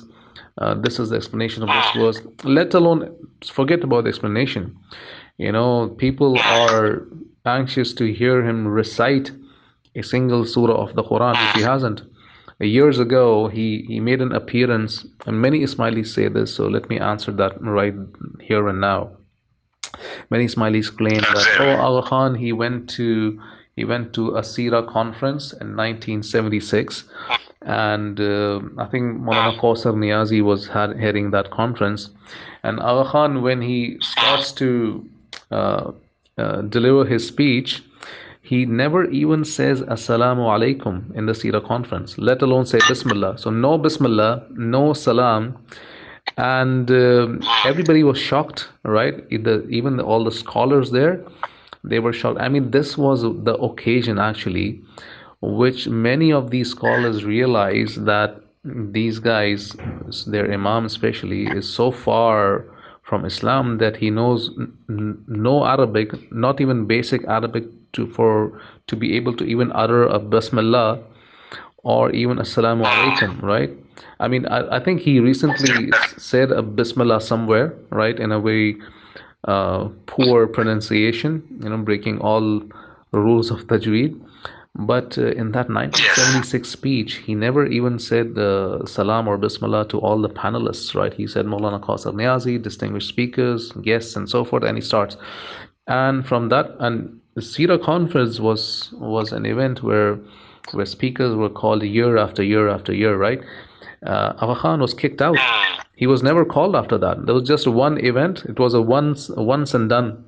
He was never called to speak at any such Sira conference. All the scholars, actually, like I said, that was a point where many of the scholars, including Maulana Yusuf Ludianwi and so forth, they actually came up with publications such as the Reality of Aga Khan Foundation. They issued fatwa against him.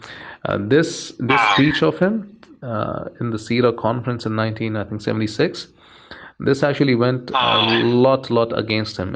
It did actually expose him, and as somebody who's a Westerner, like what is he doing leading a sect of Islam? And then a lot of people got to know about Ismailism, especially in the scholarly circles, because till that point they thought of him as a religious leader, right? They just thought of him as a religious leader who just lives in the West, but not being able to recite, not being able to say salam was, because the thing is this: if Aga Khan himself, imagine this, if Aga Khan himself says Ya Ali Madad, then what message would that give to the Ismailis? Because Ismailis think that they're asking Aga Khan for help, right? When they say Ya Ali Madad, they say Hazrat Ali radiallahu anhu alayhi salam, he's Aga Khan. So Aga Khan can't say Ya Ali Madad, right?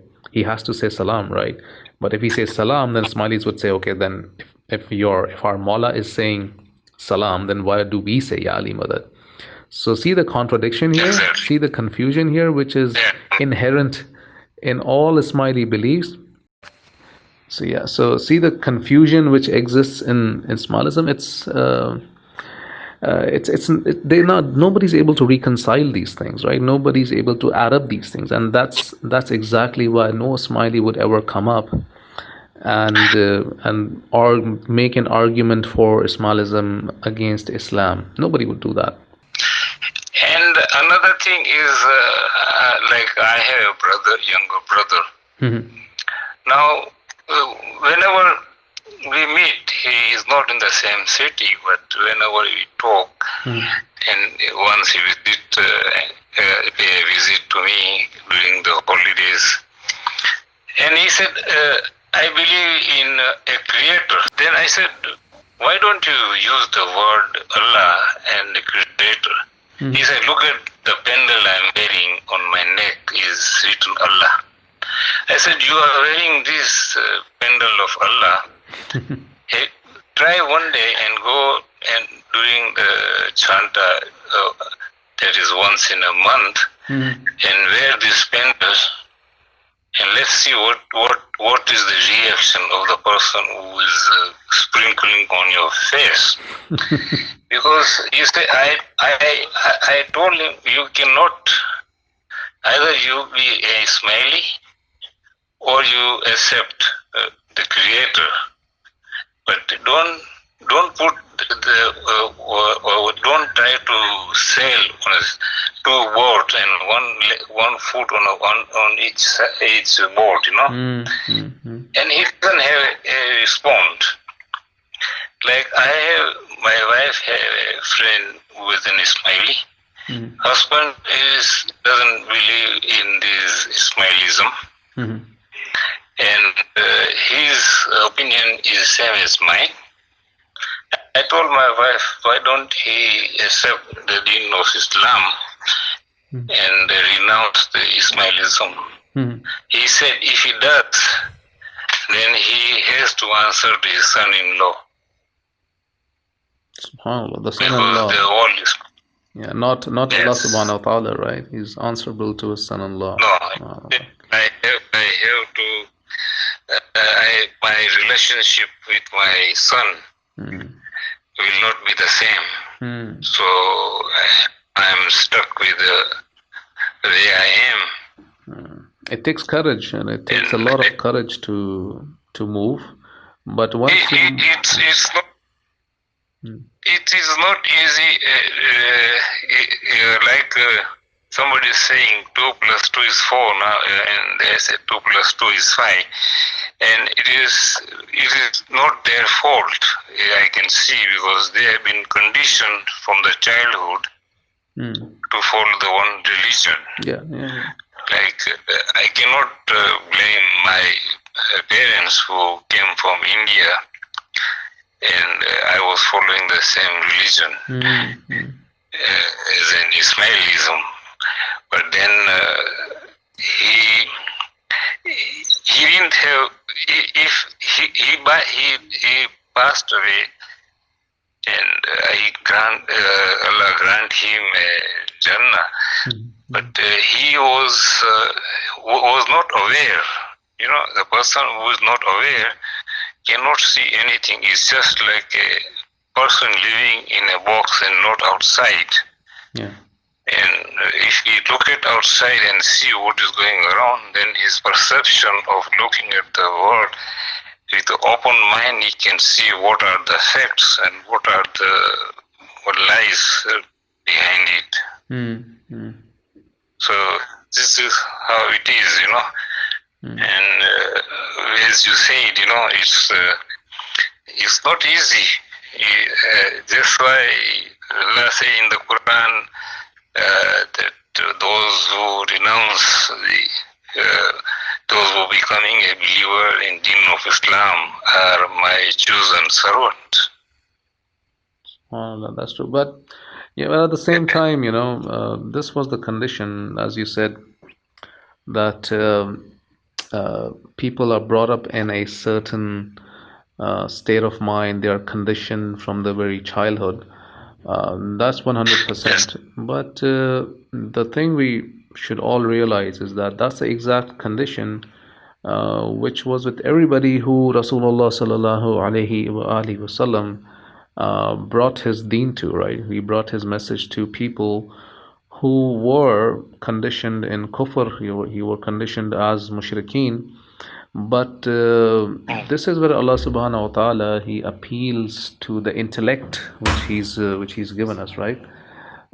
Which he's given us, and he says, you know, afala ta'qulun, because he says you need to think what you're doing, right? He wants us to think and reflect and act accordingly. We can't really, you know, give anybody the excuse that since they were conditioned in a certain manner, they have an excuse. No, they don't really have an excuse, because they are, at the end of the day, they are answerable to Allah subhanahu wa ta'ala, right?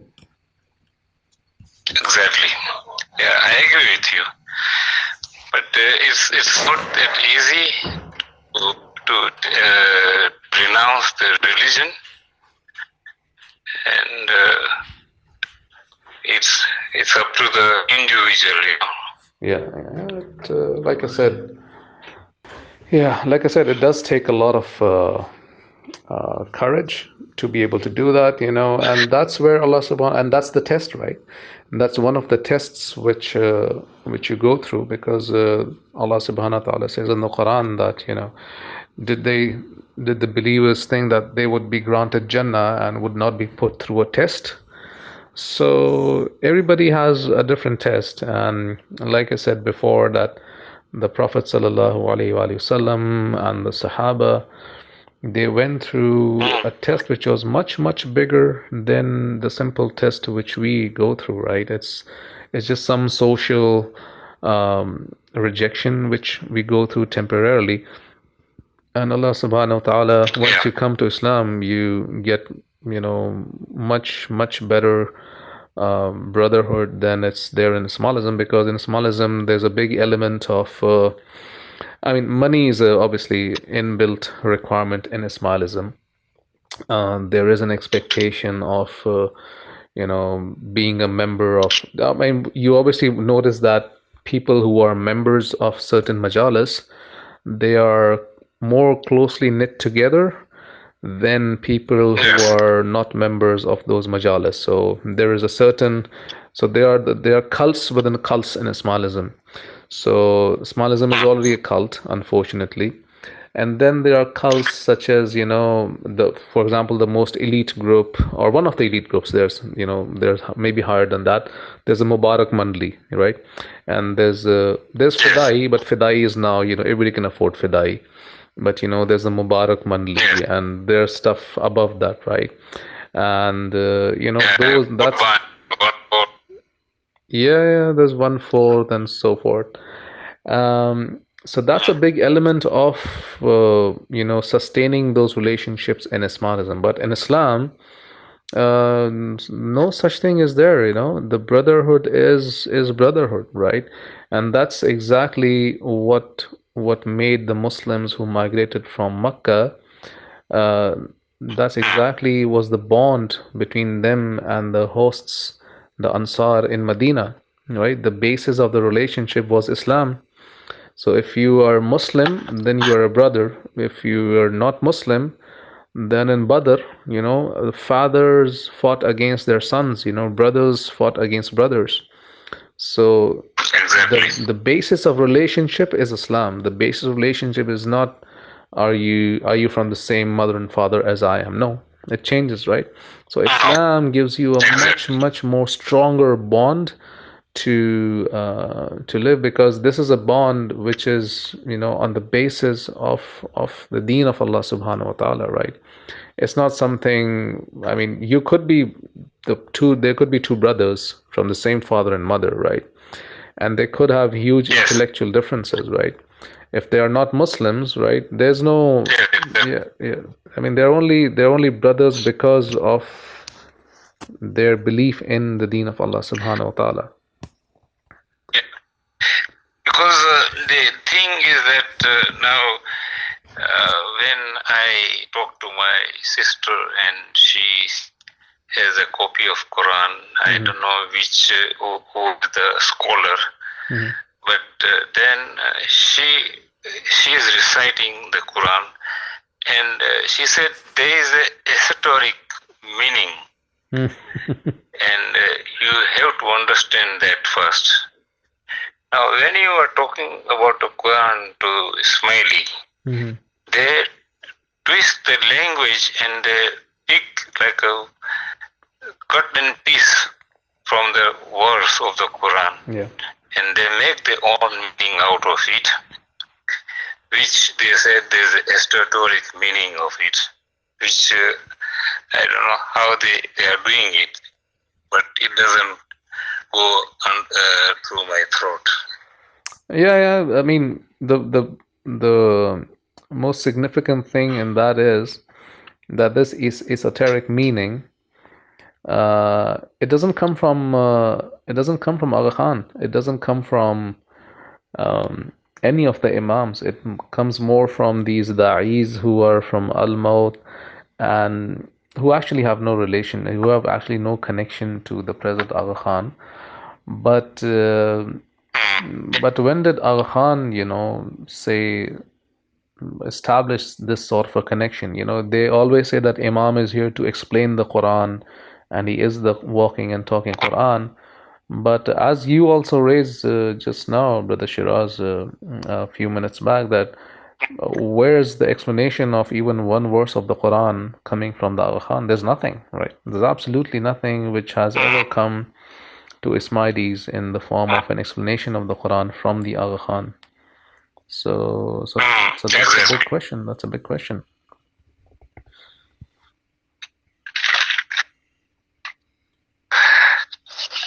Okay, so anything you wanted to ask, I'm very open-minded, and you can ask me any question. You are most welcome. Yeah, we have. I'm just checking if we have any questions on the live broadcast, but there have been a few comments. There have been a few, appreciative comments. No specific question. But what I wanted to ask you, I think we've covered pretty much all the areas which I had in mind. It was a very natural conversation which we had. We covered, relatives and family and reaction within the community. But while we wait from a question from brother Hanif, what I would ask you is that is there any closing messages which you have, which you would like to give on to the Smileys, or yeah, the message which I would like to give, and first of all, I would like to say I'll respect all the religion and the belief, and I am not trying to offend anyone here. And I hope the Ismaili brothers and sisters will accept my apology if I have hurt in their feelings. And the last message I would like to give, that a person should be open-minded and see that which path one is following. And I am not trying to say or trying to convince anyone to follow the deen of Islam. It is up to them, and they have enough. They are intelligent people. They are working in a corporation, big corporation. They are highly educated. Some of them are PhD, but that is up to them to decide, to make up their mind, or to see, not to follow blindly without knowing the facts.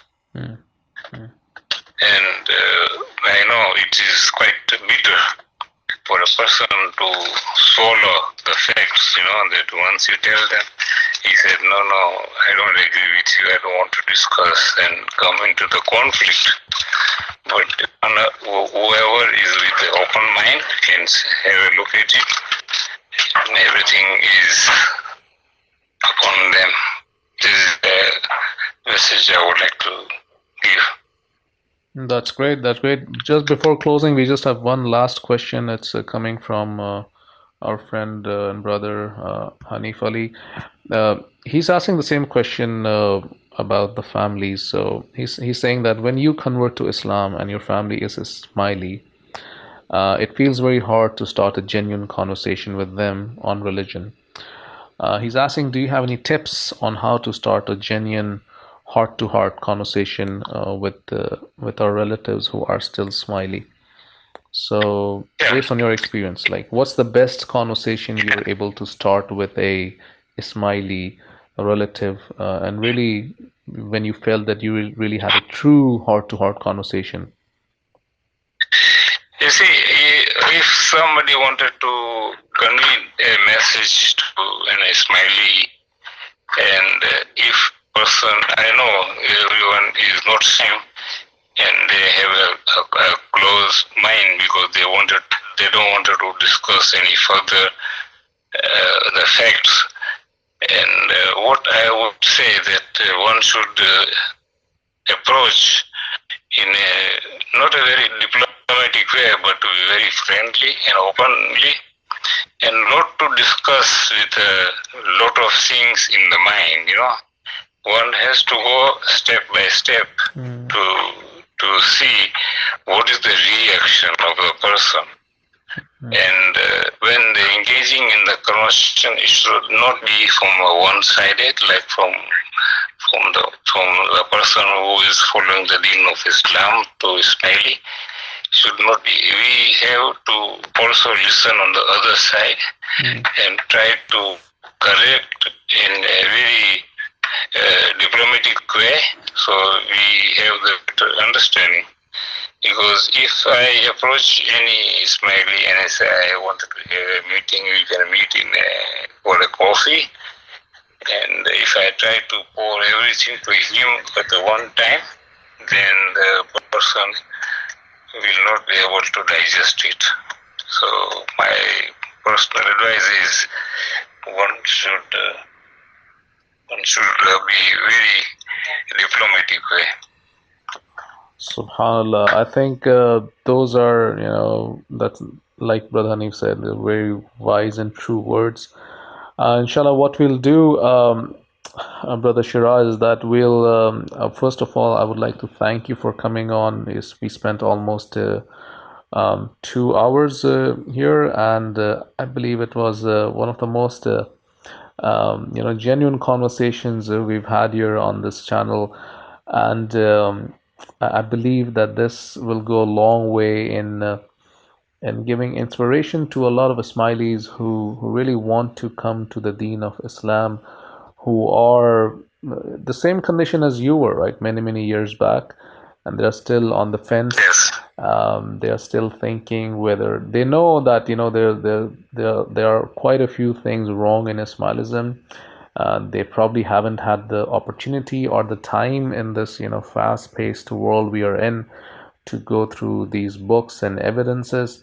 But this will just go and play, I would say, a big role in making them rethink Ismailism and take a step closer to Islam and ultimately accept the deen of Allah subhanahu wa ta'ala and come to Islam. Um, in Islam, the brotherhood which Islam has, it doesn't compare to it's much better than just the social aspect which Islamism offers, because Islam, the promise of Islam is of the akhirah and not of the dunya, right? The dunya is looked upon as a test from Allah subhanahu wa ta'ala, and it's not there's no heaven in the world, it's in the akhirah, and that's what we aim for, inshallah. So with this, brother, we'll end this conversation. And really, thank you very much for coming on, and we'll be in touch, inshallah, as we're always. Yeah. Right? I thank you very much, Jazakallah khair, and thank you very much for your conversation and giving me your valuable time. And once again, I apologize if I have hurt anybody's feeling in this discussion. I wish you all the best. Jazakallah khair, brother Shiraz. Jazakallah khair. May Allah bless you. All right. Assalamu alaikum. Assalamu alaikum wa rahmatullahi wa barakatuh. Okay.